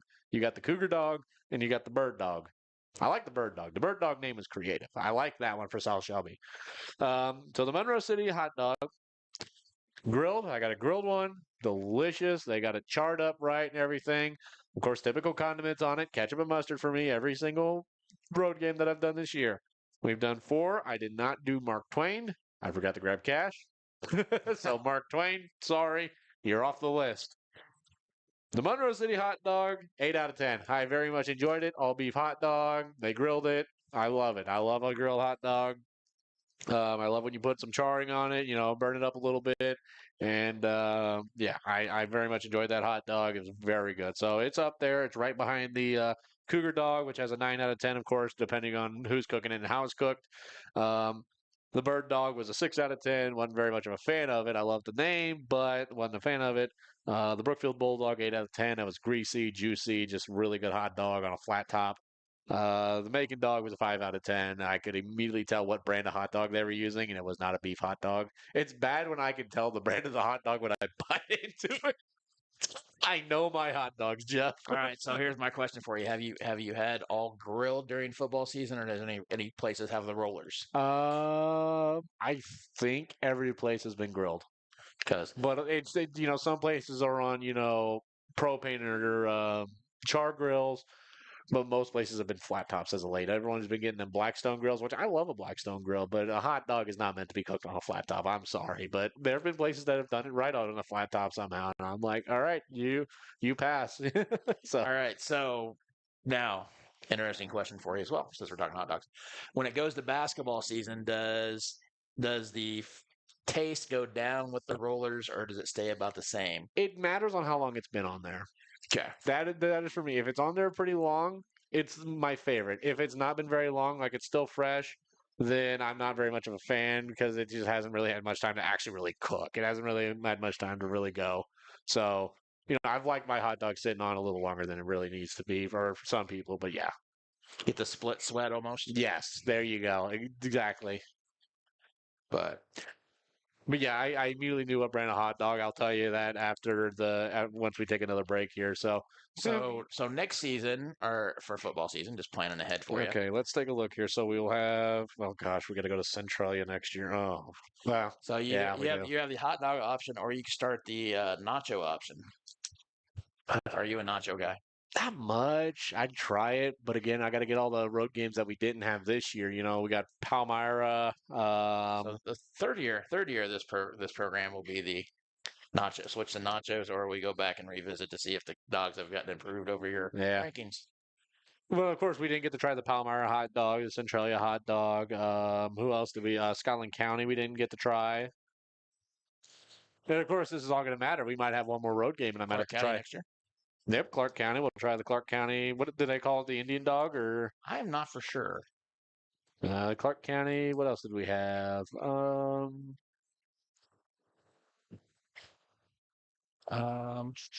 think that's about it. Yeah, that's about it. Yeah. So I've got 4 hot dogs to try next year and see where they'll land on the overall rankings next year. So for those 4 teams, keep an eye out. What are you writing there?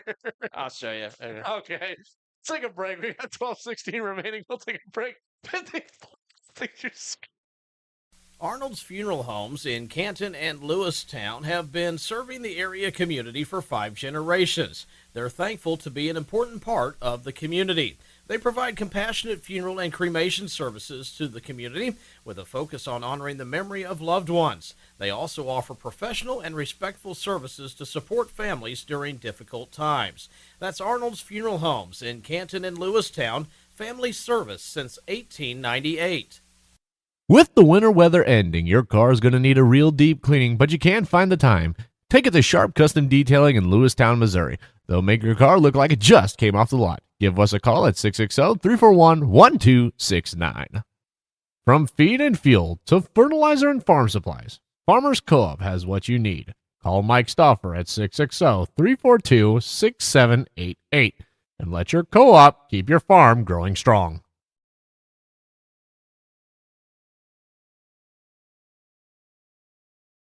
Let's go air cool. Do you need a boost? Get your 5-hour energy shots just 2 for $4.99. How about Jack's Link's Jumbo Steaks 2 for $7 or Gardetto's 2 for $6? Airco reward members get double points on all promotional items. Let's go. With the winter weather ending, your car is going to need a real deep cleaning, but you can't find the time. Take it to Sharp Custom Detailing in Lewistown, Missouri. They'll make your car look like it just came off the lot. Give us a call at 660-341-1269. This broadcast is brought to you by Cork's Carpet Cleaning, providing commercial and residential cleaning services. They are the carpet cleaning choice in Northeast Missouri. Give Eric a call at 573-423-6523. This broadcast is brought to you by Phillips Heating, Cooling, and Plumbing, provided you're needing heating, cooling, and plumbing throughout the tri-state area. Give Blake a call today at 573-822-4284 or visit them at filupsheatingandcooling.com. Right, back here at Monroe City for a 54-0 Monroe City lead at halftime. Still about 10 minutes left to go. That extended halftime with senior night and stuff going on. Go quick rundown of some scores. Macon Tigers are up 14-0 over South Shelby. Knox County Eagles 26-12 over Lincoln. Highland's first opponent of the year, Mark Twain's losing 28-0 to Louisiana.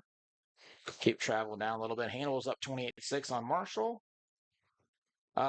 Game between the number 5 team and number 10 team in the state. It's Centralia 28, Palmyra 8 at halftime. And entertaining game, we have Scotland County 29, Crystal City 24.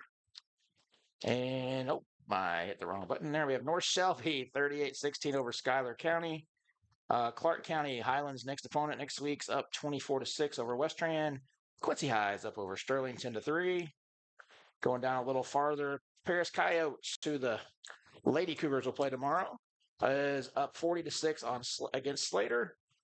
And I think that's it for local Missouri-ish scores and a couple extra ones. But district-wise, right now, the big game tonight was Putnam County and Gallatin. Gallatin's a 5-2 team. I think that's probably Putnam's last tough game. Yeah. Before districts.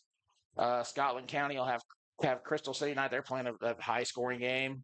South Shelby's getting beat by Macon. We're getting beat by Monroe. Milan, I would imagine, is getting beat by Brookfield right now. I would imagine. But I have no score on that one. I'll try and look. Going to the Class 2 District 7. This is going to be one of the most entertaining districts because right now Monroe City's up in first in the district. Palmyra, who's second in the district right now, is losing to Centralia. Macon, who's third, is beating South Shelby. Brookfield, we're going to imagine, is beating Milan. Mark Twain, who's fifth at the moment, they're losing to Louisiana. There's a fun thing to say. Losing to Louisiana. Sixth up in the district's Clark County. They are beating West Trans. So if that happens, Clark County and Mark Twain will flip. I'm guessing Macon and Palmyra will flip going into that last week of the season. Now, the way they're set up, the top 2 seeds get a bye. 3 plays 6, 4 plays 5. In Highlands District, the first 3 teams get a bye. 4, 5, which right now it's going to be Highland and Milan. Just a matter of where it's going to be played at. The way it's looking right now, that'll be a game that's played at Highland. Give them an extra home game. See what happens. You'll have the situation where you got people playing. See if they can get advance to play Putnam County. Hey, we got a score. What you got? You haven't got a score? Or do you have a score? 46-14 Brookfield. All right. So Brookfield's at 46-14. So it looks like everything's going to stay the same.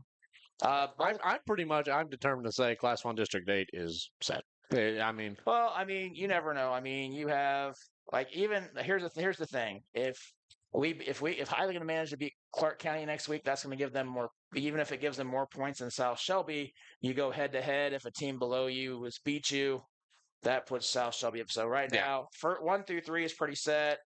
If South Shelby can somehow find a way to win a game, that would put some pressure on Scotland County just because of strength of schedule. But like I said, I think it's pretty much set.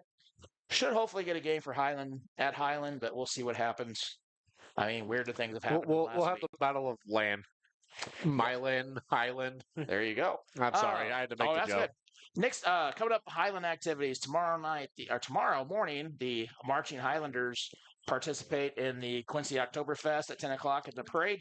At 1:45 is the field show. 1 o'clock tomorrow is the softball district championship game. Highland and Paris will do battle. Going on to Monday, we have junior high and varsity cross country at Salisbury. Day 1 of girls state golf. Tuesday will be girls state golf day 2. Wednesday, no activities going on sports-wise. Thursday night, varsity football senior night, home versus Clark County. And next Friday, junior high and varsity cross country at Bowling Green. Looking back at the series thing, Monroe City leads the series since 2010 with a 15-2 record. Highlands' only wins during that time was a 42-12 win in 9-18, 15, and a 20-10 win in 2012. Last 2 years, Monroe City has eliminated the Cougars in districts. Monroe City, which we talked about, this year's only loss is the Valley Catholic, which was 41-22, and Valley's number 2 in Class 3 and has won 15 state championships, which is still blows my mind because I thought when Valley Catholic started, they were like 2 or 1A, and now they're up to 3A, and they're still dominant. So that's pretty impressive. Hey, got some Canton scheduling coming up. October 21st on Tuesday. Quincy High School will take a trip over to the Missouri side of things and take on the Canton Boys soccer team. Canton Boys soccer had senior night. I got to get an article done for that one. Thank you to Coach Mueller for sending me that stuff. I got to reach out to her for a little bit more. Then they'll go on the road they won't have anything for the rest of the week till the 27th of next Monday, where the boys will go on the road to Mexico. And then after that, basketball. It's basketball, which they don't have their district scheduling up yet. Sadly, Canton softball season has ended. They fall to Community to end their district run 18-7 on October 16th there. So yesterday they fall to the Community Spartans to end their district run. But overall, the Tigers fall just under a 500 record this year. They beat Paris in their season, which was Coach Jarvis's first ever win over a state-ranked opponent. So, I mean, congratulations to them for, the small victories and the opportunities that they were able to achieve this year and these small improvements that they made compared to last year. I mean, Missouri softball is always solid. I mean, Yes. there's not really weak teams they play, and I mean, even like your good teams have stretches where things are not going well. Yeah. So if you can find a little bit of space to pick off one of those teams, that's big for young teams. As I'm guessing Canton's pretty young, correct? Yeah, very young. A bit of senior leadership on that team and everything. So yeah. Um, I'll try and get some Culver scheduling as well here in real quick. We got a bit of time, don't we? We get 316. Every time I see 316, I always think Stone Cold Steve Austin. Anytime I see the numbers 316, I just cannot not think about Stone Cold Steve Austin. I mean, he pretty much made those numbers his thing, didn't he? Yeah. Many a T-shirt has been sold. Every once in a while, you see them running around. Oh yes, they probably still sell them too. No, I didn't want the home schedule. I want the master schedule. I want to go to with us. Come on now. Reconnect. Hey, we're back. Sorry about that. We had a little hiccup. Hopefully you all didn't miss. But we'll go ahead and say it again. Culver Stockton on the road for Dalzell Field in Dubuque, Iowa for Clark University's homecoming. And hopefully they will deal with the pesky pride of Dubuque, Iowa. Men's and women's soccer will be home on Kick It to Cancer Day as they take on the longtime rivals of the Benedictine Ravens. Women's volleyball will take on Mid-American Nazarene, and bowling gets the start of their season as they play the Mid-States Championships in Wichita, Kansas. JV events on Sunday and more bowling on Sunday as well, and women's basketball JV gets started as well. Then next week we have homecoming week, lots of festivities, a lot to go through. But of course, I think a lot of people are excited about the big game on Saturday where St. Ambrose will travel down and take on the Wildcats at Ellison Polton Stadium for homecoming next week. I mean, homecoming is a great time. A lot of local bands will come and play in the parade down in downtown Canton. And really just the parade in downtown Canton is just an amazing thing. It's an amazing event. And then you get some college football afterwards. And so, it's an exciting time for when Culver Stockton has their homecoming. So how much time differential is it between parade and game? Not much. I've said anymore. They should get their game plan drawn out, go get loaded up on the semi-trailer that they ride in on. Then when the parade's over, they ride the semi-trailer to the field and make a pretty cool entrance. I think it would. But of course, it'd be hard to pull a semi truck through that campus. I have seen it. It is not fun. But I believe we'll make that an end to our halftime show brought to you by Phillips Heating, Cooling, and Plumbing. Thank you to Blake Heffler once again for bringing us the pregame, halftime, and post-game shows from Phillips Heating, Cooling, and Plumbing. Cougars have made their way back to the field. Monroe City has started to make their way back as well. Did I tell you about the weirdest delay of game I've ever seen in my career?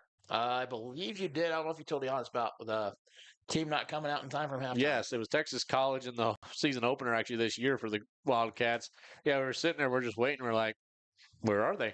Somebody did not put a clock on when they come back. So I think we've had it happen in Highland once since I've been here, and that's been like 20-some years. And I think they were coming across the parking lot. Got it.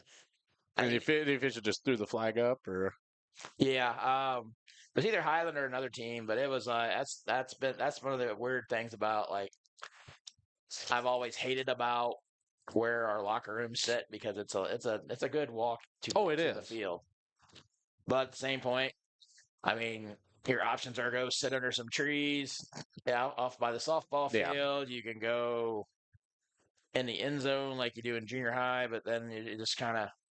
Well, I mean, even at Culver Stockton, not every team has a locker room right there at the field. Some of them, literally like soccer, they just go off into their own little quarters and they just talk about it, figure out what they're going to do for the next half. And, it's interesting how every place is different and how every place, doesn't have a nearby locker room. So other teams, teams figure out how they're going to discuss what to do next and everything. And I've always thought if they ever decide to do a new concession stand for the football field, build it big enough at the north end of the track by the softball field where it just one giant concession stand, kind of like Monroe Oh, City has. And then, yes. then you have like a lower level with the locker rooms, like the setup for Brookfield. Yes. So then the teams can go hang out in those locker rooms. You have the concession stand up top. That's a great idea. I have some of those sometimes. Oh, I think I told you about this. We need to get a name for the Highland Field. Someone has finally given me a name, and I think it's perfect. What's that? The Doug Wilson Field. Bad. I can see that. The man has done a lot for not just athletics at Highland, but all over the area. Oh yeah. That man could literally have almost every field in this area named after him, probably. When I first started coaching junior high, he was one of the coach. He was the head coach. I learned a lot from him. Love talking to him. Yes. I do have to give credit though. That was DeGarmo that gave me that idea for the Doug Wilson Field, but yeah. So I don't know if we need to take that to Ben Beaning or who, but let's get it done. It is the Doug Wilson Field at Highland High Oh, School. they're waving it. It's not all there. I was like, I don't know why they're waving at me for. I'm not the. They're doing there. Hi. Oh.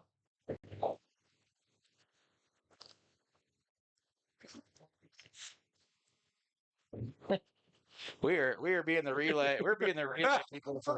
Yeah. He's got a. All right, we're being the relay from the referees to the scorers people with the clock because technically, when you have the three. Okay, here's There the we fun go. story. I was told this a long time ago. When you have the 3-minute warm up, you have to run the clock all the way down to 0, even if the teams aren't stretching. Yeah. And it's just one of those weird things. It's like, okay, but you have to run it down there. There's all kinds of little technicality rules that you don't think about. There are. But There's some rules you'll look at and go, is that really net? Like, there's rules that even the officials are just like, I'm not calling that. but there's always fun ones. Haven't had any weird ones. We had the last time I was here, we had the rulebook challenge Yeah. over at Brookfield. So It was a challenge, but it was technically a protest, which Protest. it's confusing because typically when you hear Yeah. protest, you think they're protesting the whole entire game. No, he just protested a play. Orangeman protested a play which I know some of you people do, but for those of you who are joining us, we started the ball at our own 45, and inadvertent whistle. Gauss was at the other 45 on the carry. He about broke off for a touchdown, but called it on Porter Peters falling down, thinking he was Gauss. And instead of giving us the first down and putting us at the 45, they tried to take us back to our old 45, and Orangeman was not having any of that. So I got the rulebook out, found it, got the play back where it was supposed to be. So. yeah, they were going to try and give us our play back, and we're like, no, we want the down. So All right, getting ready to kick off for the second half. it looks like they're going to try something here with the way they're placing that ball. Cooper Hinton's kicking off. Looks like we got the ball a little almost laying flat on the tee. Yeah, they're trying for it and not able to get it. Good play by number 6. That is Julian Moss. nice hands on that. That really got him by. I mean, it Oh, yeah. skipped, hopped, and landed right by his feet. He picked it up before he got over there. If that made one more bounce, I don't think he was getting that. And I think that's getting by, and it might be a Highland ball. But That's the fun part about football. It's so weird. It's with the odd shape. When it starts rolling, you never know when it's odd gonna hop. shape, and sometimes, the field's not, with how the game's been going, not all the pellets are flat and even. So, I mean, it could take a, one wrong pellet with that size, with that shape. It could just do anything. All right, looks like 1st and 10 from the 48. Looks like Monroe City's starting offense is still out. Who's their backup quarterback? I believe it's according to this. Tamir White? Yep, Tamir White. Looks like. As there's a snap, he's going to look. He's going to chuck it down the field. Way too Intended much for- on that one. Intended for Cole Hayes, falls incomplete. And it looks like one of those seniors trying to get him the ball, get him a touchdown type thing. I think that's what they're just going to try and do is get up the remainder of their seniors, which they have a lot of seniors, points. But, again, you're up 54-0, and we've got a running clock here in the third quarter. So, And that's the thing about, I mean, you can afford to throw it now because, you Yeah. throw that ball down the field, you're taking time off the clock. It's not stopping for incomplete passes. So, oh, yeah. DeGrave's first incomplete pass of the night. Oh, I like the glow-up signs here for Monroe City's cheer team. Wish I had cameras to show that. But again, that takes a whole production crew, and yeah, it just takes so much more. There's a pass. It's completed. Almost fell down as he's going to break a few tackles. And finally, he's going to get down at the 40-yard line, but it's enough for a first down. That was complete too, Cole Hayes. Hayes' second catch of the night for 20th yard on that completion. Well, hopefully someday this is so successful where I can have somebody down there getting my footage and stuff for reporting, and then I'm up here calling the game with some decent equipment. I think we've got some great equipment, but I went back and listened to some of these games, and this lovely little mixer we got, it makes it sound like we're on the radio, actually. There's a snap. He's going to roll out to the near side. He's going to chuck it down the field looking for Hayes again. He'll catch it and touchdown, Monroe City. 39-yard touchdown pass. Grave to Hayes. And that was a dart, too. I mean, you could not have lined that one up any better. He didn't even have to stop to make the catch, as it is now 60-0 Monroe City. 60. Item 0 is winning machine conversion.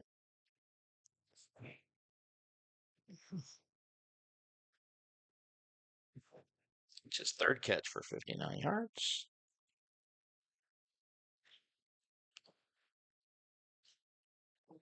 $8.54 and counting. They'll line up. Backs probably going to be Davier. Yep, there he is. I called it. Yep, you got it. You win the lottery. Davier Hamilton with the 2-point, or Davier Holland with the 2-point conversion. Ooh. Holland in the lineup. Holland in the lineup. Holland in the lineup. And Holland in the lineup. God help me. At least it's not like basketball. Like, if I had to call basketball and I had all 4 Hollands on the court, I would just give up. See, if I were a coach, and I would do that on purpose just to mess with announcers, just for fun. I think there are coaches that do that. I would have them just stand outside and pass to each other. Holland, back to Holland. Looks inside to Holland. I would have a good laugh about it, but I'd also just give up at that point. Like, pass the, I would just start going Holland, Holland, Holland, pass back to Holland. Holland shoots and scores. Which Holland? I don't know. So we are at 62-0. It's about 7:51 left to go. What have you liked? I mean, defensively out of the Cougars tonight, though. I mean, we talk a lot about the offense. I kind of want to talk about defense now a little bit. I think, like even on that, I think our people were in position to make a play. It was a good throw. Put the ball where it needed to be. We were getting some pass rush earlier on DeGrave. We're getting people to the ball. It's just the way this offense is ran. That's a nice kick. It's going to go out of bounds. There you go. But try kicking to the numbers and went out of bounds, so it'll be a penalty flag on the Panthers. It's just really hard to say, is the run defense good or bad, because you have, like with the wing tee, you have the dive back, you have the off tackle, you have the counter reverse counter, and you have to have people taking care of each play. And from doing this for so many years against Monroe City, like one of the best teams I played against in high school were in this offense, the coaches find where somebody's trying to do somebody else's job and they exploit that. Yes. Like, I think a lot of times our kids were flying the ball so much in the first half that wing counter was there, just a little bit of a hole, and as fast as they are, they're gone. Yeah. So, I mean, our hustle on everything like that, no question, we are hustling out. It doesn't matter if it's 62-0 or 0-0. They're still playing hard. Just hand off to Peters as he's going to look for a gap, and he'll get a bit of a run there. As it's over 5, it's probably going to be 6 or 7, maybe even 8 if they're generous. In fact, they're giving him 7. Second carry for 14 yards for Peters. I'll tell you what, that looked good with that jet sweep, and he had people out in front of him blocking, and that's you got to get numbers on the outside. Those defensive backs don't like those big fellas coming out and blocking on them. And for a young offensive line, they have just looked impressive. I mean, Brighton Johnson, a sophomore, Brody Rainier, a sophomore, and then you got Tyson Voth, a senior, Maddox Wade, a senior, Colin McReynolds, a senior, or the junior. Feldkamp with the carry, met by Colin Potterfield. Then you got Zane Hudson, who's a junior as well for this team. And you got Cooper Settlemeyer, a sophomore. So And occasionally you bring in the tight end to also be a bit of an extra blocker. Trying to figure out there. It looks like they've got some different people out on defense. It looks like maybe their second group of defensive players mixed in with a couple of their main guys. Yeah. There's still same concept. We're third down. We're going to blitz up the middle. As here's Walton with a big carry. That's enough for a Cougar first down. As it's like a gain of about 9 on the play. Gets it across the 50. And I will agree. we're going to go with 9 on that. Makes it first and 10 for the Cougars for the Monroe City 49-yard line. That is Walton's second carry for a total of 15 yards so far. Which I typically send all these stats off to Mike Thomas of the Herald Whig afterwards. He's always asking me for the stats. So Nice. If he could, it's unofficial, official stats. yeah, he uses them. I know he does. There's a handoff, and job. Dan with a huge carry here as it's short of a first down. Looks like Potterfield on the tackle again. Looks like a gain of 8 on the play. I'll make it 2nd and 2.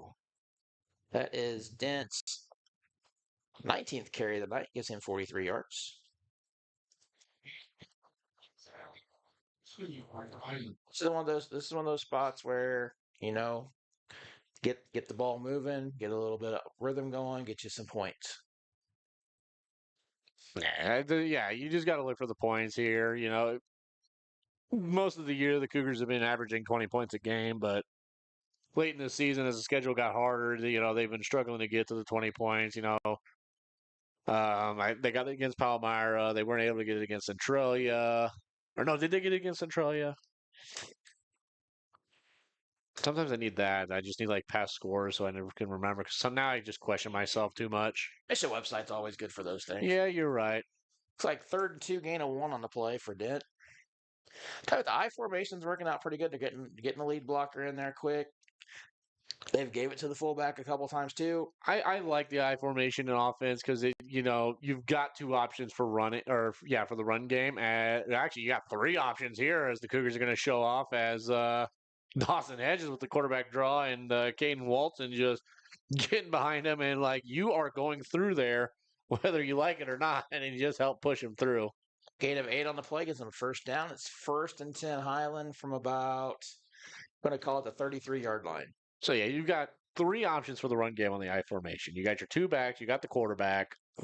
You've got 2 receivers on the right side because Highland likes to run with the 2 on the right. Well, I mean, you can get to where you can have the fullback going one way and the tailback going the other way, and you can give it to one or the other. That's what Scotland County did against the Cougars in week 2 when the Cougars had their home opener.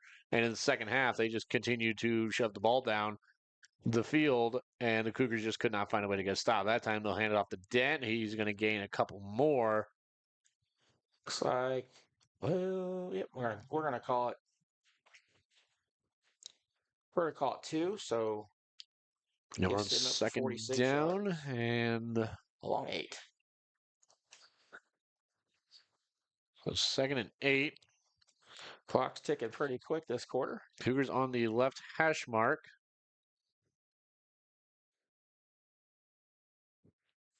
Out of the shotgun again. We got twins out to the left, one out to the right, and we're going to have a timeout by Monroe City. So timeout by Monroe City. We'll take a break here as well and be back when we catch our breaths. Litter Feed Incorporated is dedicated to providing unmatched service, building relationships with our customers, and providing animal nutrition services backed by quality. 103 South Elm Street, Lewistown, Missouri, a founding sponsor of the Lewis County Scoop. Shelter Insurance Agent Richard Horner looks forward to working with you on your coverage needs in the Canton area. Together, they'll work to see that your needs are met before something goes wrong. They realize that good customer service goes beyond business hours, so if you ever have any questions about your policies, you can call them at any time. Give the Richard Horner Shelter Insurance Agency a call today at 573-288-3734. That's Richard Horner, your shelter insurance agent serving the Canton area. Need some fuel in your car and your belly? Stop by Murphy's gas station in Monticello, Missouri with a full menu and daily specials, sweet snacks, and plenty of fuel. They'll help you get through your day and to your destination. Murphy's Gas Station, just off Highway 16, Monticello, Missouri. Hey, welcome back. Hey, let's thank our wonderful sponsors once again as the Cougars break out into formation. Richard Horner Shelter Insurance, Jeff Whiston Farm Bureau Insurance, Mike Stopper from Farmers Co-op, Murphy Brothers Gas Station, Ayers Oil, B&B Farms, Hoeing Trucking, Designing the Wild Tiger Boutique, Autumn Harvest Farms. There's a snap. Hedges steps back. He's going to look. He'll go screen pass over to Dent. Dent's going to look. He'll cut back towards this way. He's going to keep moving. He's close to a first down. They're going to keep pushing. They'll blow the whistle. They'll say he's short. Founding sponsors, Court Carpet Cleaning, Sharps Custom Detailing, Phillips Heating, Cooling, and Plumbing, Arnold Funeral Home, Fleerfeed Incorporated. Jeff, take over. I'm going to give you credit on that one because I've never heard the sponsors in a play and just without missing a beat going back to the sponsor. That's pretty impressive. All right, so that gain gives them 3rd and 1. That is Dent's second catch of the night for 19 yards total. 1 minute. And that gives Hedges a total of 32 yards passing. I'd say try and get one more play off. You got enough time for one more.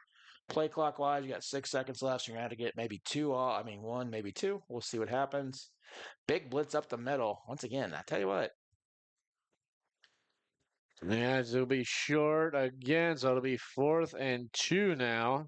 Also want to tell you that I don't know if it's just what they're doing to Highland night, but it seems like every 3rd down they're blitzing themselves up the middle. Yeah. Be one of those. I think that was the point you wanted, a jet sweep motion probably there on a run, maybe. Either that or if you have that little crossing route in your passing game, throw that little crossing route across the middle. That gets rid of those blitzers in a hurry. 10 seconds. You better hurry if you want to try and get one more in and try and get that first down, or just let this one run down. I'd get up there and call it fake. Go fake snap. See if you can get them to jump. Nope, they'll go it. As it is Porter Peters. He's going to run for it. He's going to try. He's got a man to beat. He'll get down. It's enough for a first down. Nice block out front on by Heath Feldkamp. That was a pretty big block to get the play over. As Porter Peters is down, he is not getting up just yet. He'll hand the ball back, and I think he's just going to take a break a little bit. Now he's going to need some stretching. Nope, he'll get up. So that is time for the 3rd quarter break. We'll take a break and be back. I'm a Missouri Farm Bureau insurance agent. I'm for working hard for what you get and then protecting what you've got.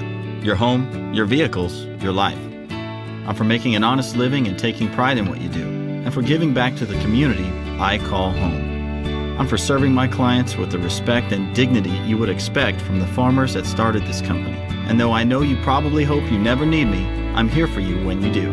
I'm a Missouri Farm Bureau insurance agent, and if you're a Missourian, I'm for you.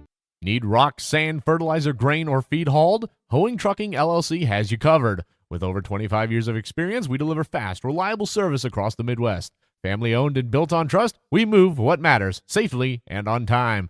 Call Hoeing Trucking today, 217-430-0130, or visit hoeingtruckingllc.com. When fall arrives and you're searching for the perfect pumpkin, head to Autumn Harvest Farms just off Highway 24 in West Quincy. With pumpkins, family fun, and more, it's the place to be this autumn. Returning this fall. Don't miss it.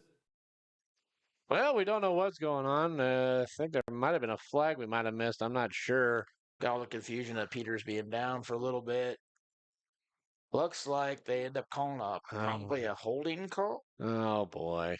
So that's going to bump it back. So we will take that carry away, which is another thing. That's a really good run. Now, Peters is still on the sideline. He's getting a little bit cramped. Hopefully just cramps, but water and Gatorade, kids. Water and Gatorade. 2, 3. Looks okay. So weird part about this with the penalty, it must have been downfield a little way, so it's going to be 4th and 4. But it is a repeat on down. Yep. I think if what they called, I really didn't think it was a hold because I was complimenting the person on the block, but that's why I do this and coach and not ref. Yeah. But would you have to take officiating classes when you want to do press box stuff? Oh, well. Knowing the rules, like the referees and the coaches all have to watch the same rules video every year, take the same rules test. So I keep trying to watch. Like I knew Misha made a new rule to like fumbles going out of bounds or something this year. I had to watch that video a few times just to make sure I understood the rule. Hedges at shotgun. He'll take the snap. He's going to look. He's going to go screen pass to Dent this time. Dent's going to try and go forward, and Schneider tried pushing him forward. Didn't quite work. It'll be short. Looks like they lost 2 on the play. And so a turnover on downs for the Cougars as Monroe City will get the ball. All right. So right now it is 1st and 10 Monroe from their own 27-yard line. We'll probably have some different people in right now, I'm guessing. I would hope. Gotta get used to these new names. Bear with us. You're just going to go ahead and take your roster sheet down. Yeah, I'd have quicker access. That's fair. Yeah, because we weren't standing up. We typically try and stand up for a little bit. Yeah. This has been a nice room. Out of the press boxes we've been in, this is A probably little smaller than I'd have liked, but yes, I very much I enjoyed feel like it. you have a lot of space. Here's a snap, the handoff, as swallowed up. They're going to keep trying to finally blow his whistle. I've not very much cared for that this year, how long they take to blow the whistle on some of them plays. Blaze Cobble on the carry. And Tamir White's in a quarterback for the Panthers. So it looks like he had a gain of 3 on the play. So get that into my little stat area. And, I mean, that's the thing, too, for the Cougars. I mean, you're already going to see what next year looks like because what you've got is what you're mostly going to have for next year, with the exception of some few seniors that you're not going to, that will sadly not be returning, of course. You're going to see what your 6 juniors and 11 sophomores will do, and maybe even 4 of your freshmen if you put them in. As here's a run up the middle. We're going to figure that out when he gets up off the pile. Unless he loses it and it's a fumble. West of Grave. Carry. Looks like a gain of 7 on the play. Gets him a first down. There are lots of DeGraves. I can't remember a time when I have not seen one. There's the Graves, there's Hollins, there's Potterfields. I remember one's playing at Lindenwood right now, plays football for them. He's a wide receiver. Waylon. The Grave? Yeah. And he was a very, very fast player and just athletic family. There's a snap. They'll hand it off. He's got to run up. As Ashton Schultz will start it, and it's finished off by Dawson Hedges. At least I thought I saw it on number 12. So Dawson's still getting involved on the defensive side of the ball. Cobble gains 6 on the play, makes it 2nd and 4. Yep, it was Hedges. Here's something new. You have your offensive lineman running the plays in. Oh, never mind. He's just subbing for something. He's just subbing. Yeah, here it comes. I was going to say, that's pretty impressive if the offensive lineman's running the plays in. I like that. I've always kind of figured you should have somebody else that you could be able to tend the plays in and stuff. Like a couple guys that's like, you also know the playbook. But occasionally, I mean, most of the time you should give it to the quarterback. But if you got a couple guys you can give it to every now and again, it probably helps speed up your offense on when you want to go on as that's enough for a Monroe City first down as they keep pushing. Cobble gains about 10 or 11 on that one. If you want to up tempo on something, you just got to keep pushing the guy in. It's like, all right, you go in and give the next play or something. I mean, yeah. I mean, a lot of times, like what we do in junior high is like whoever the closest person to the side, like, you run a play, somebody's by the sideline, or we have people we just rotate in and go that route. I've seen that with this Cougar team as well. Sometimes the Cougars, it'll be like Porter Peters just standing there looking at Armsman. He goes like, all right, takes up the next play. But for the most part, it's been Hedges going to get the play from Armsman. It's been the quarterbacks mostly for Monroe City.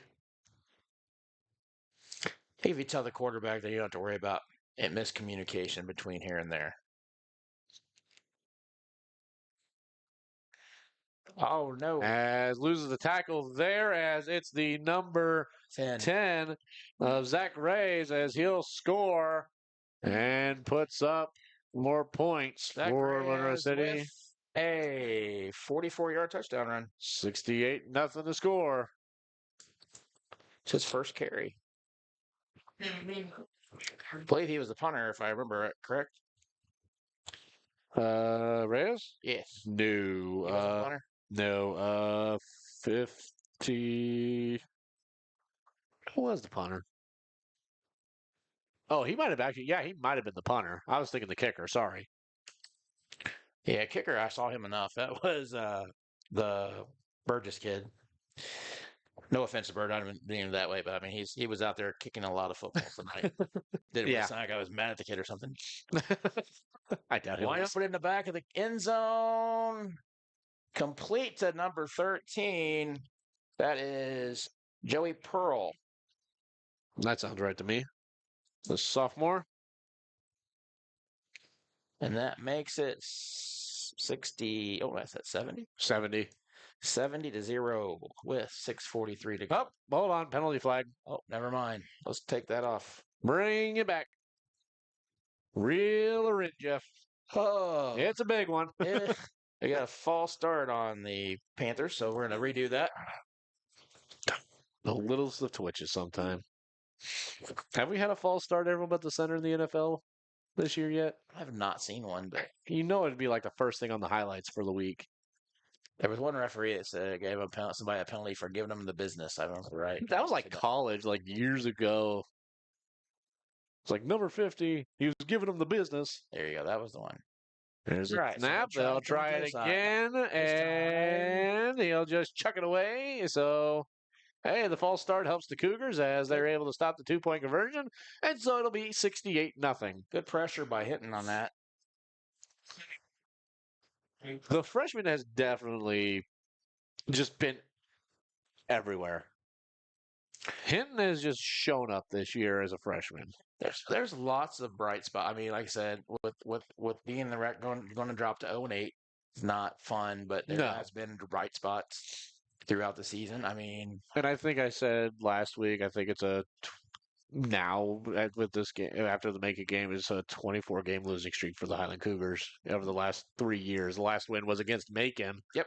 That was the one where Braden Logsdon got hurt. Yes. And then the rest of that season, there was tons of injuries. And then the last year was had a lot of issues trying to find a quarterback. Yes. Because, like with the quarterback they were planning on having transferred out. Yeah. And it ended up going with a bunch of it. Like let's see. Saw most of the snaps was Hager. Yeah. Jonathan Hager saw most of the snaps last year. Fairness to him, I mean, he'd never played. I mean, they just needed somebody to play quarterback. And he was willing to step up. And I mean, that's a had a tough lot thing of to people do. quit. Yeah.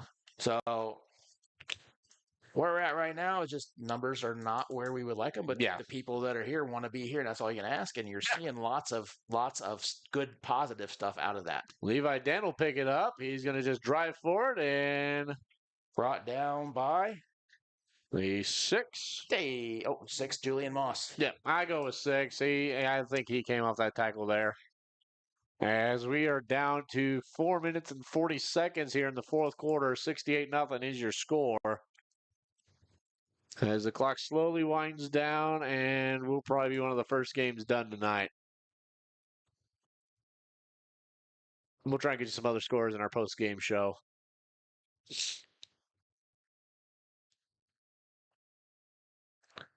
And so you will finish up your road trip. You went on a 2-game road trip to Macon in Clark County. Or not Clark County, to Monroe City, here at Monroe City. Then you will go home for senior night, celebrate your seniors and all their contributions to the field. As Hedges will step back, he's going to look. He's going to roll out again. And he's just going to take off. He's going to use them legs. He'll get the first down. Yeah, I'd love to see that a little more. Hedges is definitely, he's got the legs too. He could definitely be a multiple threat weapon as a quarterback. Yeah, I mean, he's, like I said, right there. He's looking to pass, which is good. Says, okay, everybody's covered. They got a little window. Let's go through that window. Yeah, he found it. It's enough for the first down. Yeah, I think he even gained a couple. 3:25 remaining. You have a chance to try and break the. Gonna chuck it up. Looking for Feldkamp. Intercepted. And that is intercepted by Joey Pearl. Third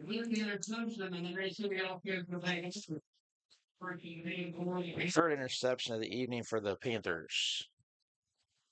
So you look to try and end the shutout, and sadly it ends up with an interception. Looked like Feldkamp had a step on him. Looked like the right read just kind of caught some air, hung up a little bit. Defensive back made a good adjustment on the play. Now we got a lot of discussion here with the officials.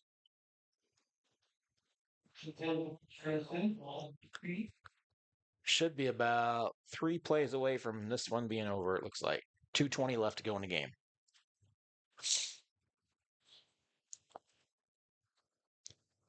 They're going to run as much clock as they can. And I think this will be the first time this year the Cougars have been shut out of a game. Looks like the traditional wing tee look with 2 backs and a wing. There's a Going to snap. dive They'll hand back. it off. He'll run it up, and he will immediately Get knocked. and a flag. Probably looks like somebody came in a little late. As it was Porter Peters on the tackle there. Cobble with the carry. He gained about Foul, 10. defense. Cobble gains 10 on the carry, and then you add another 15 for the personal foul. Just a little bit of a frustration thing came in, saw him on the ground, knocked the ball out of his hand. Should knock this down to about 2 to 3 plays left. And just go to victory formation here in a bit. And We could do that now. They're in it. They got the 2 backs right behind the quarterback. We're going to take a knee. They're going to run it down as low as they can. They got 14 more seconds, so it should be that knee and then 2 more, and that should be the game. Well, Hedges is going to practice on his edge rushing, though. He crossed over the line, and then they snapped it. Going to waste as much clock as they can. Stick around for the post-game show brought to you by, well, once again, Phillips Heating, Cooling, and Plumbing. Yeah, thank you to all of our wonderful sponsors who have helped us be on the air and helped us get out here on the road games and everything. Definitely 2 hard road games with Macon and Brookfield on the schedule this year. So, I mean, that's the thing. I mean, you go through the conference, there's not an easy game. And like that's the last one, and that's the game. Yeah. I mean, there's no such thing. I mean, you play in this conference, there's no such thing as a day off. No, there's not, and especially when you face even old conference opponents like Brookfield, like Mark Twain. I don't think Scotland County was ever in there, but they're part of the Lewis and Clark Conference, which is still a very highly revered conference in our area, as they will go across for the handshake line. And so the Monroe City Panthers will improve to 7-1, 5-0 in the conference. The Cougars continue to search for their first win, 0-8, 0-5 in the conference, as they will head home for their last regular season game against Clark County for senior night on Thursday, October 23rd. And remember, ladies and gentlemen, that's a Thursday, October 23rd, against the Clark County Indians. The Lewis and Clark rivalry is well and alive. We'll take a break. We're going to discuss players of the game and everything, and we'll be back after that.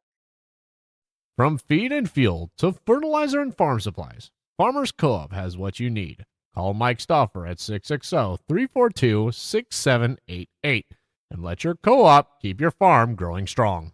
If your school, team, business, or event needs promotional products, then you need Design It in Canton. Design It is a full custom screen printing and embroidery shop. Whether you need a couple of shirts or a couple thousand, Design It can handle the job. They have some of the best designers in the area to bring your idea to life. Come in and see them Monday through Friday, 8 to 6, and Saturdays by appointment. You can also shop their online store at designitapparel.com. That's Design It in Canton. This broadcast is brought to you by Phillips Heating, Cooling, and Plumbing, provided you're needing heating, cooling, and plumbing throughout the tri-state area. Give Blake a call today at 573-822-4284 or visit them at filupsheatingandcooling.com. And welcome back here as the Cougars fall 68-0. As the teams are coming together at center field, I believe for prayer, moment of prayer. Yep, they will all take a knee and take a moment of prayer, as even though you are enemies on the field, you can be brothers and friends afterwards. And taking charge of prayer looks to be the number 2 of Abram Smizer. And so they will break up and disperse and go to their team huddles. Jeff, I believe the Monroe City player of the game was very simple. So let's start with the Cougars first. On the losing end, being shut out in their first game this year, or their first shutout game this year. We went with Levi Depps. Yeah, 22 carries, 45 yards, ran hard, in on a lot of plays defensively. Um, just all in all, solid effort. Uh, Honestly, I mean, he had 22 carries, didn't get a lot of yards like you would hope for, but Yeah. there were some negative plays where they blitzed on him, cost him a few yards. So he should technically, positive carries, probably about 60 yards. So, As for Monroe City, with the 68 scoring and a good chunk of that coming from the senior running back and defensive end of Jaden Holland. yeah, Jaden Holland had 2 2-point conversions, a 1 yard run, a 66-yard run, and picked up a block punt and ran it back 20 yards for a touchdown for a total of 24 points on the evening. So, and he was a little bit for a force on defense as well. So, I mean, good solid night for him. Good business-like effort by the Panthers. And so the Cougars will again go on the road to Clark County, or on home. Well, they'll go on the road home to Clark County and take on the Indians, a very young Indians team, as hopefully the Cougars will look to take advantage of that youth and try and use whatever senior leadership they have to beat out the Indians and look to try and get at least one more win before the end of the end of regular season play as they look forward to districts. We'll try and get you some scores here real quick. We'll just kind of chit-chat through. But overall, I mean, the Cougars going into this game was going to be a tough one. We already knew this. State-ranked Monroe City team that is just loaded this year. And again, only losing one game, and that was to Valley Catholic, an out-of-conference game to start the year, and a team that has won 15 state championships with a rich history in football. Yeah, I mean, honestly, Monroe City they're conference champs for a reason. I mean, they're very solid. They're not overly huge, but the team speed defensively, I mean, it's what Coach Arnsman and them were planning on doing was going to the middle. That's where they did get some good yards at because they were hitting quick. But if you try to run outside on them, that's what they want you to do, and they're so quick. I mean, it's hard to get outside to run because they're all over you. Yeah. As a final score from the Brookfield-Milan game, 52-14, Brookfield. And so the Milan will also remain winless this year. So both teams 0-8 this year as they have one more chance, but Milan has a tough. I believe Milan has Putnam, if I remember right. If you're right, that's a tough one because they held Scotland County scoreless in a 55-0 winning effort. The Midgets are on top of the world in Class 1 District 8 standings as it is. Oh, yeah. It's going to be, I mean, an opportunity. That's basically you have to look at it. I mean, starts over when you get to postseason. Next week, try to build off what you did. And there were some good things. I mean, offensively, Cougars moved the ball down the field at one time. They started at their own 30, got 40 yards on their main defense, and made them call timeout to make adjustments. And they ran 5 minutes off the clock. So, I mean, it's not like it was one of those situations where Monroe City just dominated the whole night. Yeah, so yeah, and so we'll also, and we will be on the air sooner. We'll figure out who the color commentator will be. We'll figure out scheduling and everything. And so Jeff, you'll probably be available, I believe. I can do pretty much whatever. I'm usually doing chains, but yeah, I kind of feel I'm one of those people that fill in wherever. So. Yeah, we'll see what needs to happen there and everything because we got homecoming that week, and so festivities are all it's all messed up. And so fun part about Clark County, I've noticed just from watching, because I like to look at scores and see how everybody's doing. Yeah. Clark County offensively has not put up a lot of points. I mean, I shouldn't say that because last week, I think when they played Palmyra, they lost 80-30 or something. They did put up a lot of points in that game, but in a lot of their other games, though, there just hasn't been a lot there. And so, but again, they've played a really tough schedule. Defensively, they've been really solid. It's been a lot of low scoring. Like, I think tonight, if I remember right, it was 21-0 Macon over. I think Macon beat them 21-0. Let me double check here if I can find it. And that's another thing to look at is Monroe City has a tough cookie up on the road. They go on the road to Macon on the 24th. So Friday they will go to Macon and compete there. So it's still not easy for Monroe City. You got a team that's still fighting, currently sitting in third. But in all honesty, if it was the end of the day, like you said earlier today, they would be second with their head-to-head against Well, Palmyra. So next week's not really a conference championship game, but with Macon jumping up to 2, it's basically who's going to get the 1 seed for districts. yes, And you get that bye. I know right now they probably both are going to get a bye, but it's kind of, you're hitting that spot where the points get really wonky at the last second. yes. So do you want me to go over scores real quick? Yeah, go over some scores real quick. I especially want to know that Knox County score, and I'll probably listen to that on the way home. Paris is winning 61-14 in the fourth quarter. Scotland County's up 37. I'm sorry, 43-30 in the third quarter. They scored. Touchdown. Centralia's up 44-8 in the fourth quarter. Quincy High's losing to Sterling 21-17. Wow. North Callaway's beating Van Far 50-8. North Shelby over Schuyler County 52-16. North Shelby's getting a big bounce back game there, 52-16 over Schuyler County after it lost to Knox County. Still says third quarter, Knox County 26-12 over Lincoln. Louisiana's up 28-0 halftime on Mark Twain. Clark County beat Westran 24-6. All right. I'm sorry, I should apologize. I said Macon won 21-0. Macon beat South Shelby 21-0 tonight. Hannibal 51-6 over Marshall, and as I said earlier, Macon over South Shelby 21-0. So there's some scores there. I believe that'll do it for us here. Jeff, thank you once again. I've been your play-by-play Remington Yates, alongside me, Jeff Fenning on color. And it's been senior night here at Monroe City, and that'll do it for us. Safe travels to those who are going home. Or go listen to